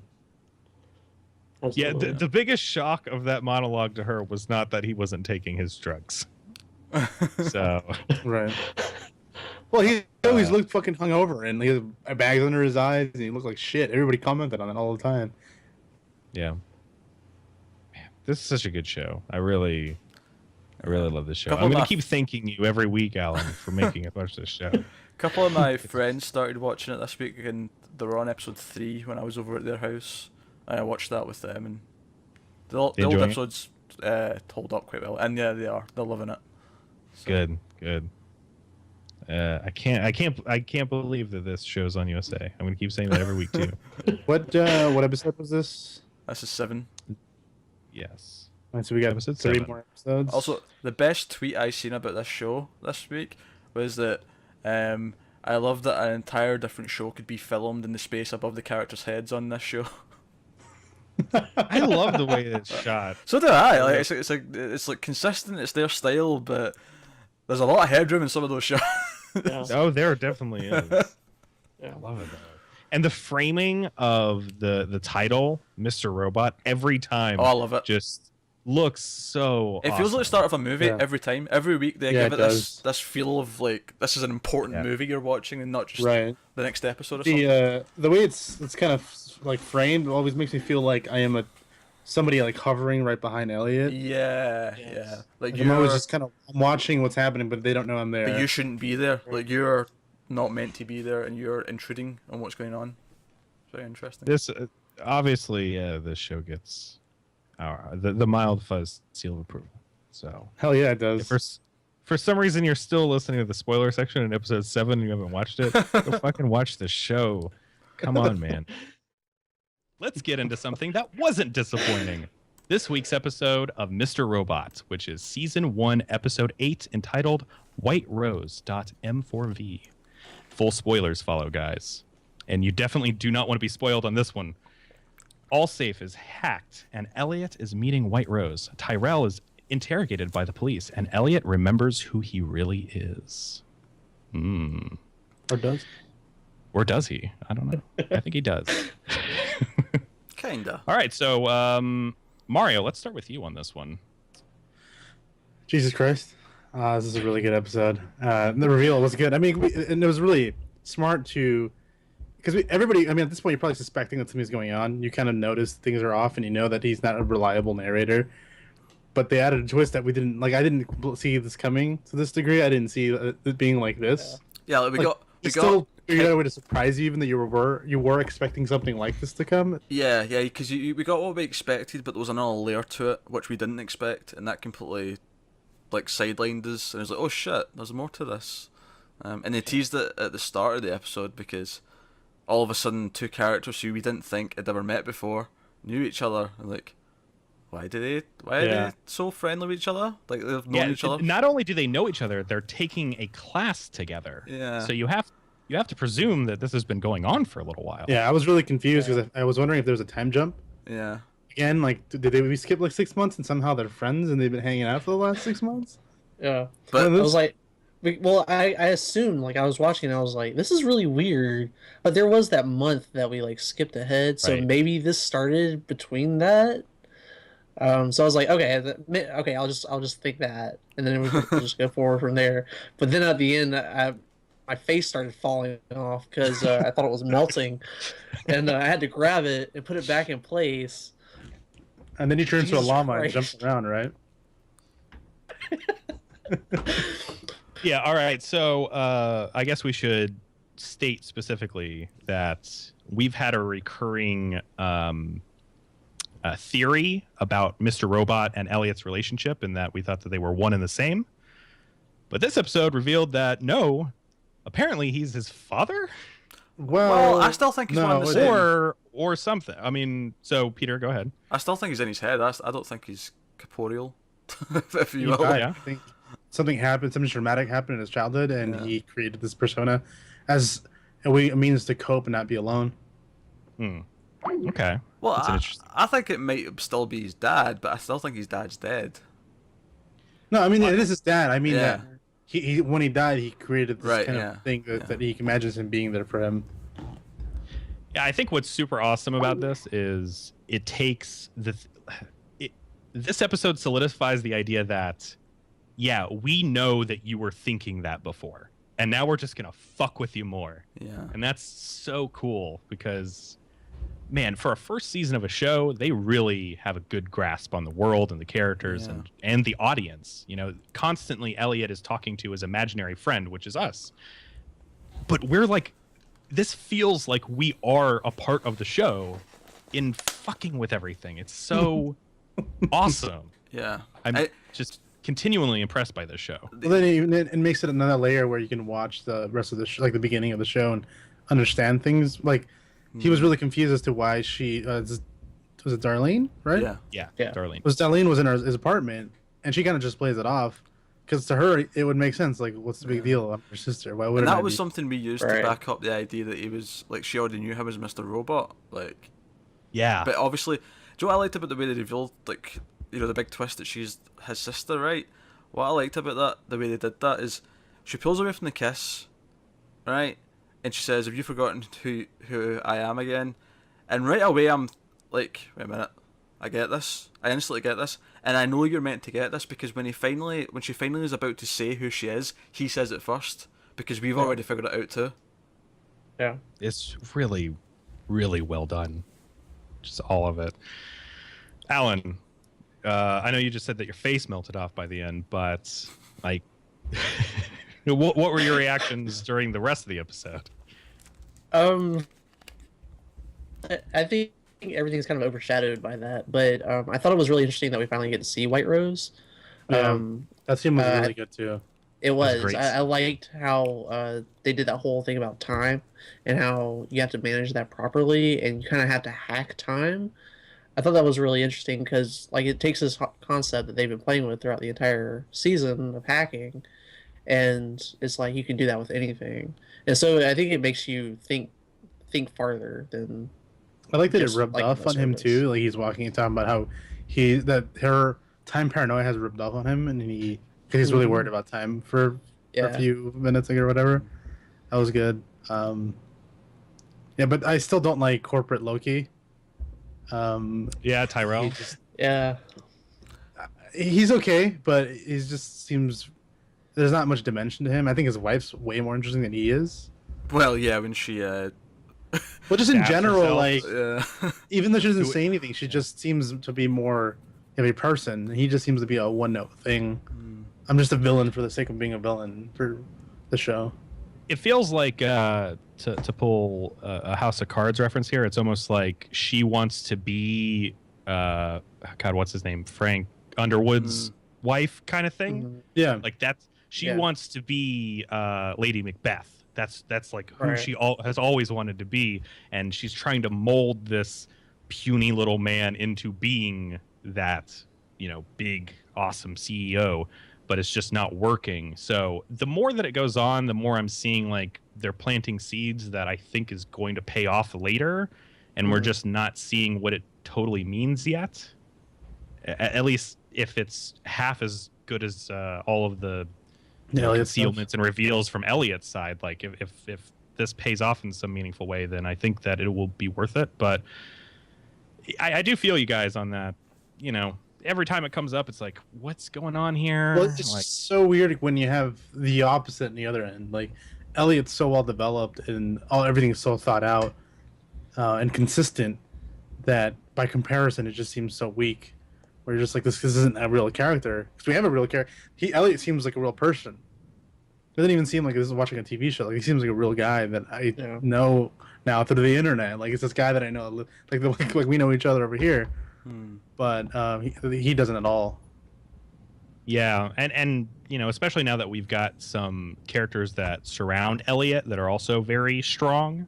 I mean, you got his longtime best friend, and now Darlene being revealed as being his sister. Like that instantly strengthened her character a million times because she was kind of annoying me in some other episodes where I was like, why is she so all up over Elliot all the time? But now it's like, God, Makes sense. that's just I it actually just clicks. can't wait to go back and watch the whole season again now because I want to see how she interacts with him and just watch how they've sort of covered it and how they've made it not be so obvious. Also, interesting little tidbit. I actually sent this image to a couple of you guys, but on that sort of series of images that he sees of his father, there's one where his dad's dressed up as Doc Brown from Back to the Future, and he's dressed up as Marty. And like the second episode of the season, his best friend comes over and says, "Let's watch your favorite movie." And the movie she's got her hands Back to the Future Part 2. So that's just a nice little sort of setup and like payoff and little connections. Yeah. And the other sort of meta aspect that people have noticed online is when Elliot looks in the mirror and it like flashes Christian Slater's face and it flashes a couple of other faces. One of them is the showrunner. Yeah. Really? Yeah. Huh. I did not know that. It's very interesting. Yeah, it adds that whole sort of meta vibe, and all of a sudden that error 404 thing from the dream a few episodes ago makes more sense now too. Yeah, Because he deleted his life and it's not there. Sure. right, and his little girl is his sister. Yeah. Yeah. I also, I loved his whole going back to the apartment, having his little mini freak out, and then he's like, "Did I delete myself? I'm a ghost? What's going through?" And he goes through his, music note, CD notebook, and he finds the blank one and he puts it in. And I love every time that they show shit on computers, on almost any other show or movie or anything. It's like they've got to get like fake Google and fake OS and fake everything, but like they just do it and it all looks right and it's all like all the steps that he has to take and everything. It's just this show is so fucking good. And the music they played during that was great as well. That was actually a track from M83, which I actually already knew and I recognised instantly. It's a really good track, but it fit the scene very well. And that's something they've done all season actually, is picked really good music. Well, it's a score that's just written really well, or they've picked a really good song that works for the scene. Yeah. I was actually thinking about the episode I think it was last week, where we do that time jump. And I was thinking about like how it was written and how it works with everything else. And I think that anytime like a character addresses like a time jump, and we talked about this, it seems very out of place and very kind of like noticeable. But what I think is interesting is like he's talking to, or he's actually listening to the his counselor, and she's talking to him, and he's kind of like ignoring her, but you hear everything that she's saying, and so he says, "Oh, I didn't notice there." And it's as though he's been ignoring us too. And so like all that stuff has to work together, and you have to think about that whenever you're actually writing it. And it's like, okay, this is actually going to be happening. This is the things that are going to be playing over what he's saying right now. Yeah. And it's just crazy how like it's just so well written and directed and put all together. It's insane. There are so many levels to this show. Yeah. And again, I have to say, this is on USA. Just it blows crazy. my mind. Oh, man. All right, so we are nearing the end of the season, unfortunately, but keep checking back with us each week while we continue to jizz all over Mr. Robot. All right, so let's get into full spoiler discussion for Mr. Robot, Season 1, Episode 9, entitled Mirroring.qt. Elliot has to face the challenges of his past and become accustomed to his newfound family. Obviously, IMDb just didn't want to spoil the shit out of what this episode is. Yeah. Which is, hey, we were right. Yes, but it did it in like the most fucking best way possible it ever could. Like seriously, that line he says to us, because he's like talking to the audience, he's like, "You knew all along, didn't you?" And I'm like, holy shit, this writing's insane. This is amazing. Right? And then he's like, "You're gonna make me say it, aren't you?" And I'm like, yes, say it. And he's like, "I am Mr. Robot." Yeah. That was a very superhero moment for him too, especially with the way that the shot was framed. Because it was like him against the sky almost, and he just says, "I am Mr. Robot." Yeah. And I expected him just to like take off into the air at that point. Well, he kind of is a superhero in terms of hackers. Like he's, Yeah. that's Yeah. cool. And he's even got a secret identity because like no one like is meant to know. It's like just his sister that knows.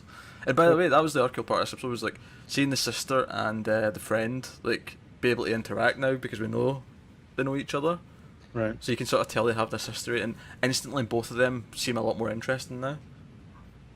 Because Yeah, well, because now you understand why they were putting up with Elliot's reserved nature for so long. Because luckily they were great actresses. They are great actresses, and so those scenes still felt natural before. But now we get a way deeper insight into how all these relationships have been working for 9 episodes. Yeah. It's crazy because I was getting one of my friends into the show for the first time. So after watching this episode, I have rewatched the pilot, and watching it through that lens is very, very interesting. Awesome. I can't wait to rewatch the season. Actually, it just lends itself to that so much from everything I've gleaned and whatever. So Yeah. excellent. So definitely, this is going to be a show that's great for rewatching. But Alan, what did you think about this week's? Well, first of all, you get an erection in the opening scene. I That's the did. first thing we need to point out. Man, Here. I saw Super Nintendo cartridges and I was like, oh, this is gonna be good. And And then you mentioned heard Pulp Fiction, and you came yourself. Yeah. Which, by the way, this Oh, episode is called Mirroring.qt. QT, Pulp Fiction, Quentin Tarantino. Maybe? Quick time. It's a failed Oh, sure. Yeah, type. right. Although it did make me laugh that he like Christian Slater says, "Oh, I've never heard of it," and he was in True Romance, which was a Tarantino movie. I thought that was amusing. That amused me. Yeah. That was a good little inside joke there. And Time But, Cop and Stargate as well. So Yeah. But yeah, it was excellent. I really like the fact that Tyrell is like instantly more interesting now that all his shit has gone down and he's gotten fired from his job, he's back and his in a wife corner. is like leaving him. It's like that was amazing to me because I thought that he was going to kill Elliot whenever he went to his apartment because he put on those gloves and everything, but I guess Elliot at that point decided to like let him in. It kind of just skips. It more reminds me of them being like, imagine 2 sibling like twins. It's like a super cliche story now, but like one being good and one being evil. Yeah. It kind of what it would remind me more of anything, and kind of them just the evil one being humbled down to being like, okay, I need my brother, I need your help. Yeah. Yeah. That was interesting to me because, like, at first I felt that was kind of almost a complaint originally when this happened in the episode, is that it cut to him, because it felt like it was taking us away from everything that was going on. I was like, what? Don't let him stay with, Elliot and his sister and all that. And I didn't know how this connected to the rest of the episode, but then of course it did because he showed up at Elliot's apartment and he's pulling out. It also explains more of why he was so interested in Elliot. Because we also have known in the last couple episodes that he used to interact with him as Mr. Robot. Yeah. That's true, yeah, because looking back on, like, last week, he had an interaction where it was Christian Slater and Tyrell. Right. It's very, very interesting. And it's kind of, it's like perfect build-up for the final, really, because now he's obviously want to be in on this because now he's just been, like, fired by Evil Corp. And, he's obviously got something to gain now. He's got nothing to lose. He's lost everything. He's backed into a corner, and it's all really interesting stuff. Yeah, I love how everything has come together. Everything that seemed like, hey, why are they doing this, or what's this relationship really? They've all come into focus now. Yeah. And it's great for the next to last episode of the season. It's so smart. Did anyone else notice like the final shot ended on the popcorn machine and there's a gun in that popcorn machine? Yep. That felt like when that moment happened, I haven't felt a moment like that since like early Breaking Bad. Where it's like, okay, they've set up the mousetrap now. Yeah. Let's see how it goes off. Yeah, that was good because I was like, it required you to remember that, and it was just like, oh shit, I was like, in there. And then obviously they played a nice little piano cover of "Where's My Mind" during that last scene. So good Fight Club reference. All right, so Mario, you have anything else to add here? No, I mean it's awesome. It's just awesome. Well, what do we think about the friend getting offered the job at Evil Corp? Oh yeah, because that kind of came out of nowhere. Yeah. I don't know. Again, probably it's one of those for moments I season feel 2. like. Yeah. They're setting up something here. Taking down the beast from within, which he even basically says, he's like, I don't care if you take this job or not, but if you can, maybe you can do something from the inside. Like, you get this feeling he doesn't really care. He's just there to do whatever he's doing, and he's being a slimy prick while he's doing it because that's just the way he is. Mario mentioned it being like a seed for season 2, which after everything that's happened in this season, I'm like, what could they possibly do in the next season? You know, I mean, just because there's so much stuff happening in every single episode of this. Well, I'm assuming there has to be like, because they're going to initiate this plan to like erase Evil Corp's entire financial history, so Right. there's going to be fallout from that, surely. So Right. I mean, I'm guessing that'll lead to whatever season 2 is going to be. What if that White Rose was it? White Rose is his third personality. Oh, you're just Oh, God. going insane now. Oh God, let's not get into that territory. That might. Yeah. But I'm wondering. I mean, I wouldn't surprise me if the end of the final actually clearly defines what season 2 is going to be. Like they'll pull a twist or they'll pull something, and it's like, okay, this is what season 2 is going to be, Yeah. and we'll end in a cliffhanger or something like that. So It's really weird to think that season finale is next week. Yeah. it's been a solid first season. Very, very solid first season. A lot of great first seasons in 2015. This, Daredevil, Better Call Saul. You know what? I made the exact same point because we in the Facebook group we all vote at the end of the year. We look at our awards for like all the movies, TV, and all that. And I said, you know, when we get to like voting for best new show, we've got Mr. Robot, Daredevil, and Better Call Saul all in the same category. It's a real And the only winner is us. great time to have TV. So, you know. Alright, let's move on then to what I would consider the main event of the week. And that is the season 1 finale of Mr. Robot. I'll warn you again, spoilers for the episode at hand. Skip ahead if you do not want this spoiled. And if you've not been watching it and you want to watch it, you do not want this spoiled. So with that said, let's get into the season finale of Mr. Robot, a show that we've all been very much loving this season, and Alex is absolutely upset. Like Heartbroken. He's heartbroken. Oh, he's so sad. He can't be here to talk about it. He gained vision in that eye and lost it because he was so heartbroken. Oh my god. Yeah, so this episode took an interesting turn. I'll give you the synopsis. Alex will kill me if I don't do his format. no. Yeah, so Read the format. Read this the is words. season 1, episode 10, the finale. It is called EPS 1.9 Day.avi. Bastards. Just have to be awkward, don't they? And waking up with no memory of the last 3 days, Elliot scrambles to find Mr. Robot and Tyrell as FSI's hack is set into motion. Yeah, this, I mean, if you remember the last episode, the penultimate episode, it ended with Tyrell showing up to Elliot's house and then making him take him to the F Society den at the amusement park, and we ended on a shot of the gun. Well, you don't see the gun, but we knew the gun was in the popcorn machine from earlier, and that's how that ended.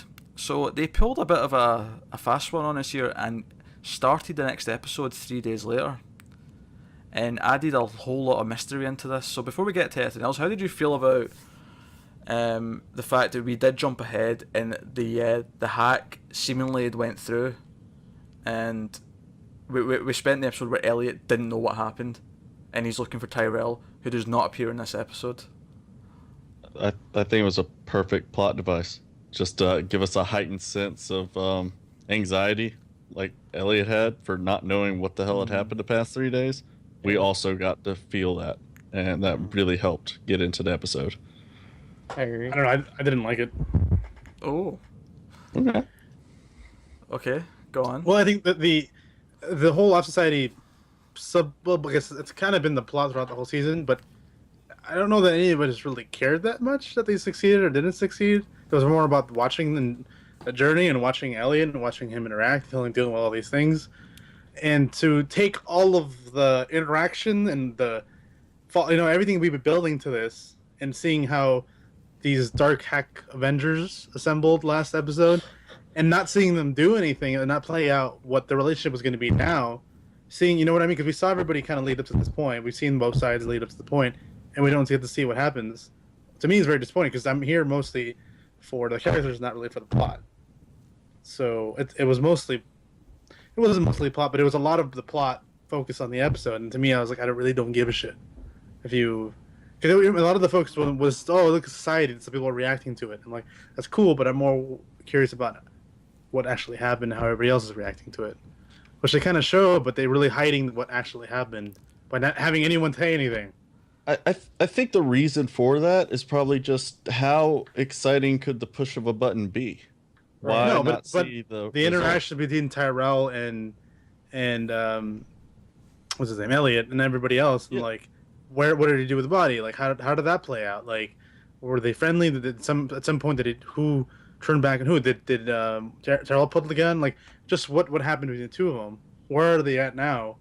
How would Elliot feel about it? Or is it Mr. Robot the one that was in control? How did Well, what Mr. Robot do? think- Why did he want to kill Tyrell? Like all the like, I guess where did this leave things off?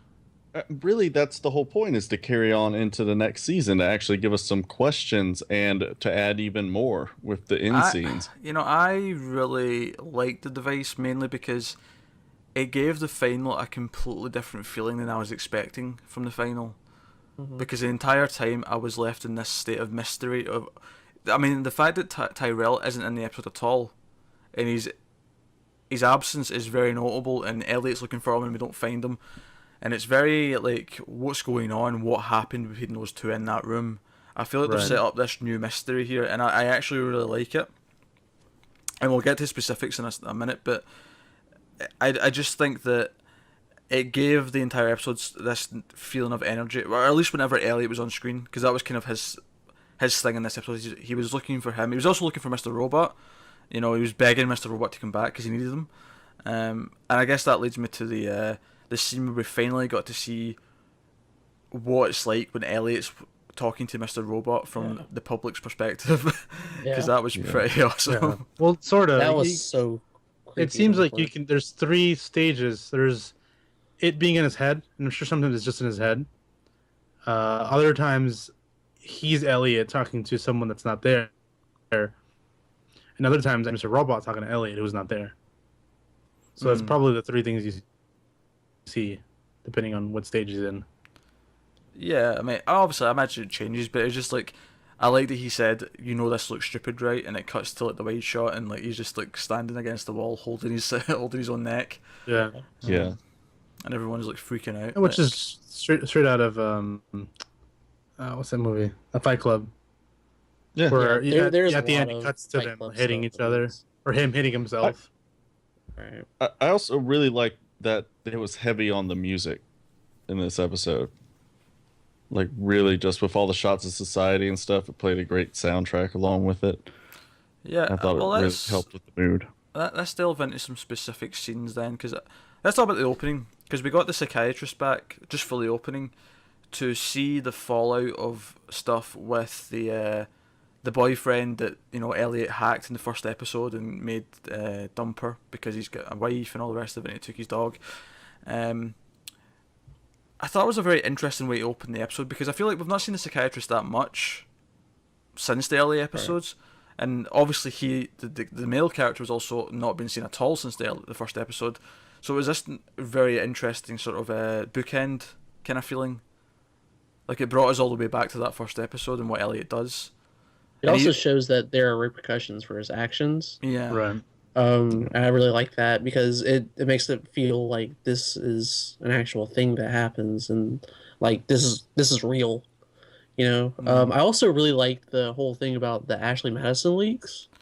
Yeah, that was Because that was crazy because this was filmed a very long time before. This is even more interesting than you even know it is, because there was an interview with the writer of the show, the showrunner, Sam Esmail, I can't remember how to pronounce his name, but he was talking about that, and he had originally written in that scene a reference to Ashley Madison being leaked or hacked, because there was some issue with Ashley Madison like 2 years ago, and it was meant to be a reference to that, and he took it out because he thought it was too on the nose.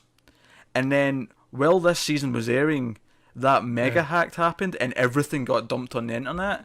And he was like, "Oh shit." I predicted this. Yeah, we Thank need God. we need to put this back in. But they'd already filmed the scene, so you can actually, if you're paying attention when you're watching that scene, when he mentions that, the camera's not on him. Voiceover. Yeah, it's a ADR. voiceover. Yeah. Yeah. But it's very well done ADR. You can't. I mean, we only know that it's ADR because we know from outside real life that it had to have been later. But anyone watching this in a few years would never know that it was, shot after the fact. But no, that was really, really interesting, and it was a nice little touch. I like a lot of the touches that Mr. Robot does like that, where you'll see real things. Like, when it's showing you how it's affecting society, you actually get shots of Obama and, like, other world leaders, and I'm pretty sure in that montage of all the different, like, cities collapsing, I'm pretty sure there's at least one shot in there of Glasgow. So it was just really weird. They used all this real footage, and they used real Facebook, real Google, real, everything. So And it's... they at the end too, they have it set in Times Square, Mm. and it's like in the very freaking middle of Times Square. And Right. Mario and I can both attest to the fact that if Yeah. you're there and you have nobody around, then they obviously like cordoned off that thing like. Yeah, which they blocks. can. And we saw that in Avengers. Right. Or, no, Captain America: The First Avengers. I'm that's not so sure they maybe did that, because that would be really expensive for a TV show to do. I think there was more effects work involved with that than it was. I don't know. It looked very, very real. Like you look at all the cars and stuff in the background, and it looks like there's nobody there for some reason. I'm not going to lie, a lot of it looked kind of green screen to me, or as if there was like an effect going on. Yeah. I didn't see that. It did not look like they really shot in Times Square to me. I would be very surprised if they did it on a TV budget, especially a cable TV budget. That's what I was thinking. Really, I mean, they could have included the lower backdrop, made a set like that, and then just CGI'd the entire upper skyscrapers and screens and stuff. Because they were really heavily like using the lights from the big screens and all that to really illuminate everything, and I think they were doing that to hide the fact that it was not shot on location. Yeah. It looked very real to me, so they did a good job. those screens are really bright. Yeah. We were there. Actually, I recognize that parking lot that the car was parked in.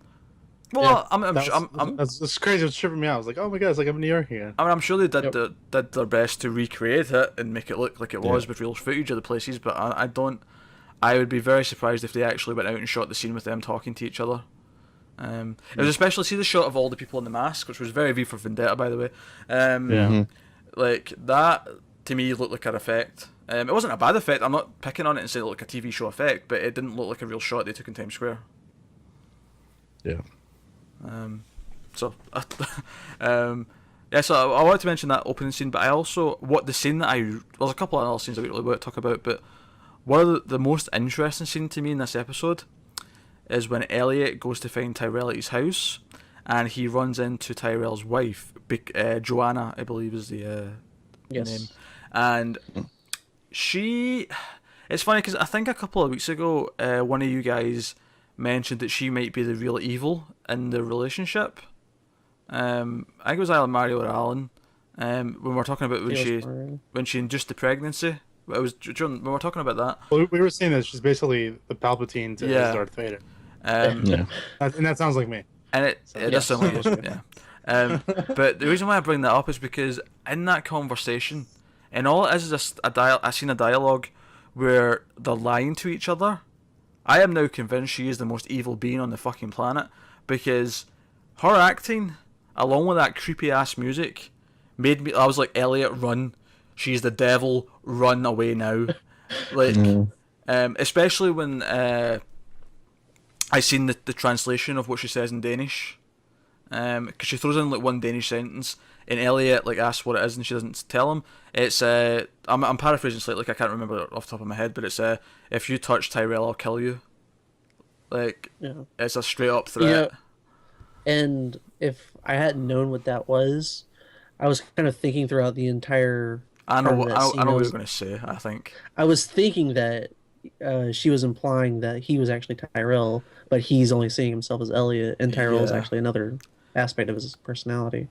A lot of people have been saying that, and it did occur to me in that scene for a little bit because of the way she was acting around him. It was very creepy, and I was thinking, does that work? But there's a lot of things that line of dialogue for a start rules that out. But there's a lot of other things like, you know, both Tyrell and Elliot would both talk to his boss at Allsafe from completely different perspectives. Right. You know, At and the Blue Mountain facility. Yeah, Blue there's Steel, what the fuck? there's lots of times in the show where that wouldn't work. Not like the Mr. Robot stuff where. Yeah. But I think we're intended to maybe think that though. I think because they've been very smart about what we predict and what we think throughout this season. So I think they know that we might be thinking that, and I think that's a very intentional misdirect. Yeah. Yeah. But now that scene is very interesting to me because she comes across as so evil, and I think she's going to be expanded upon greatly next season. And her acting was really good in that scene as well. I'm actually really, really intrigued by her character now.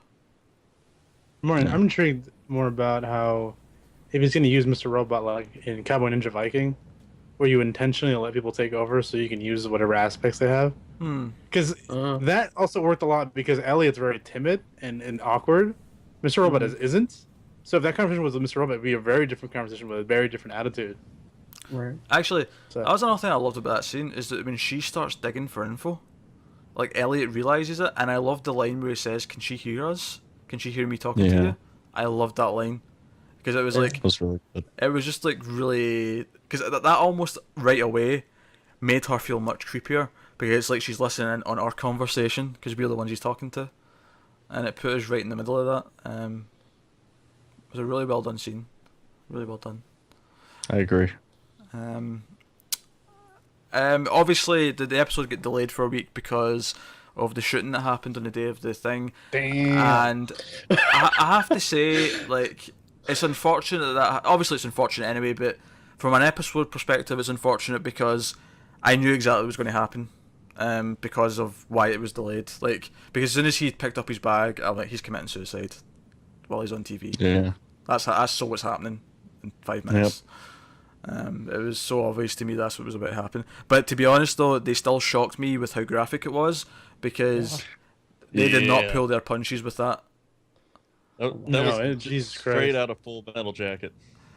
Yeah, it was bloody. It's intense. Yeah. I like the after spurt where he leans forward and then it comes out the wound, and I was like, yeah, that's good. That's good stuff. That's good stuff. More interestingly, though, is how fucking evil the guy is who talks to the the boss? assistant. Yeah. Oh, you mean the real Yes. Palpatine? Oh my god. Yes. Yes. Actual Emperor Palpatine. That dude was straight up Emperor Palpatine the shit out of her. Do you know what He was like, "You're gonna be my Vader because I said so," and honestly, Oh my I think the God. world's a little bit better now that he's gone. Anyway, let's come along. Let's teach you some force powers. This is how you choke people. Do you know what I thought was funny about him though? Because they've actually played him, even though he works for Evil Corp, they've actually played him as such a reasonably nice guy. Like all season, he's been quite pleasant, and then he just randomly starts talking about, I'm kind of glad he killed himself because he was a bit of a prick or whatever he said. Like, I can't remember what he said, but he casually brings it up like it's just normal conversation. When he fired had to Tyrell. send him. Go ahead. I said when he fired Tyrell, he let a hint at his real side. Like it almost like he knew exactly everything Tyrell had done. He knew that he had killed the woman, all of that stuff, and he had just put it in front of him like, you know what we have to do. We have to take care of this. And all right, we'll see you later. That felt more like corporate businessman type of decision. I to me. think the reason This why they felt play him off fucking as being evil. nice, I think it's because other people get corrupted or angry, and that's how they go down that direction. He's just that way. So to him, it's perfectly normal. He doesn't understand how anyone could not just think, oh, he's a waste of space, just kill him. Like, whatever. Anyway, and that's why he just pulls it off like, oh, yeah, I'm glad he's dead. But anyway, what do you want for lunch? Do you want? It's because it just feels like normal everyday life. Like it's just like someone saying hi Yeah. to him. Well, it's just a thing of if you believe it, I mean, you can make other people believe it too. And that's the way he talks. That's just like, this is how the world works. I know you don't understand it yet, but this is just how things are. And it you know. affects her too, like the way she acts, because he tells her to go buy shoes, and then she has that conversation with the guy who works there or whatever. Shoe salesman, yeah. Albert. Yeah, and yeah, exactly. And That'd be the and weirdest he- fucking crossover if she went into that shoe store in this episode and it was fucking Al Bundy serving Oh her. my gosh, I would have died. Oh, he's like talking to her about what happened. He's like, you're her. How can you be here? How can you be so heartless? And she's like, just go get my fucking shoes. No, she's like, do you have any Yeah. idea who you're talking to? Like, I don't care who you are. Do you have any idea who you're talking to? And I'll try and to he's- prod us now. Yeah, and like, Yeah. damn, like I was like, all right, Yeah. I'm gonna go now. So it does affect her, like the way Skinner mentioned. Welcome back again. We're having a lifetime of tech issues tonight. If you're watching the video version, everyone's changed places. Also, all part of the magic, all part of the behind-the-scenes stuff. But we're talking about Mr. Robot still. So, do we want to talk about the after-credits scene? It was Yeah. random as hell. I love when BD Wong just randomly shows up and shit. That's not the first time Yeah. he showed up, though. We've seen this character before. Yeah, God he's. damn it! Don't the- blow my mind like that. You Well, know who he it was cross dressing the last time Yeah. I saw him. Oh, Jesus Christ! He was White Yeah, Rose. they even had him check his watch for that same reason. I feel like Yeah. a fucking Kinda gets you idiot. there. It's still I random like as that hell though scene. because Though. Yeah. it's very subtle, but it tells you. That's okay, this right. is who That's he right. is. Because he was ruled by time. Yeah. God damn it! That's done so. This show's fantastic. Also, it confirms actually. Well, it appears to Lotus? confirm Yeah, right. what? Something. What was his name? What was his like hacker name? White Rose. White Rose. Yeah. Ah, It also confirms what Elliot was saying in the very first episode, is that there's a secret society of people running the world. That's what this last scene seemed to kind of confirm. Yeah. Because it showed everyone from like every culture. Yeah. I was sitting there watching it, and I was like, "Is this one of those evil villain meetups they used to have back in like spy movies, or It's just the Legion of Doom. Illuminati, bro. Yeah, they're just chilling there, and I'm like, all right. Like, also felt very Lazarus. Yeah. You know what I liked? That the girls serving the cocktails had on expensive like ballroom style gowns and stuff like that. They had Just a, like very elegant wear. a chick playing a harp. Yeah. Yeah. Yeah. What really struck out about me though is like the boss from Evil Corp says he knows who did it, and I'm wondering if he means Tyrell, or if he actually knows about Yeah. Elliot. Like that's where it gets interesting for me, and I'm like, well, clearly we're setting up a lot of pieces on the chessboard for next season. Like we've actually, I didn't think we'd have that much left. Like at the end of this episode, to think, oh, this is what season 2 is going to be. But I feel like I know quite well now what season 2 is going to be. Yeah. Yeah, you kind of. I'm kind of thinking that he does know about Elliot because he does have his best friend so close to him now. Mm. And I feel like he has a much bigger reach than what he's shown. That's probably why he's keeping her close. Is because Exactly. you know, keep your Yeah. enemies close, all that kind of thing. Right. So I do get that feeling, and I also really like how the whole thing about BD Wong's character White Rose talking about how the harp is like the lyre, and the lyre was used during the burning of Rome, Mm. Yeah. and so it's kind of like him saying, "Okay, we had to tear this thing down so we can build up something even better," and implying that there's going to be even more like fighting between White Rose and Elliot and stuff in the next season. Well, do you think it was just a recognition of the global weakness that is cyber tech and cybersecurity? I don't really feel like there was a whole lot of necessarily weakness after all this stuff happened because, like, the company's still around, and there's so much stuff that was like didn't fall into complete destruction. It's kind of like just another hack.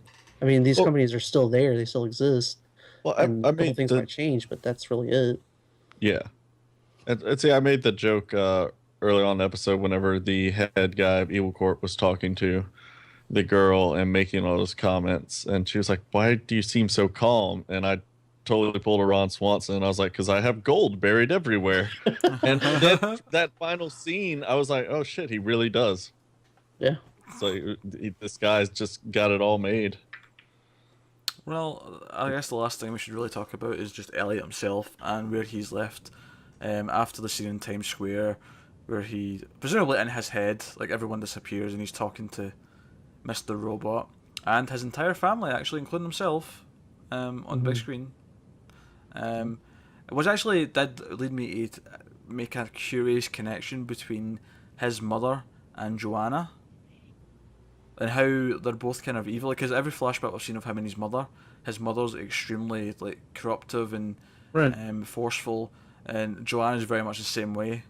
And it might I thought always Tyrell and Elliot were the same person. Just this is what would happen if this one went Yeah. one way. This would be the one with the other way. Right. Yeah, but it stuck out to me, like maybe that's why even more so that Elliot's like scared of her, like almost instantly, like he can almost sense that she's like that. I don't know, it was just something that sort of snuck up on me when his mum appeared on the screen.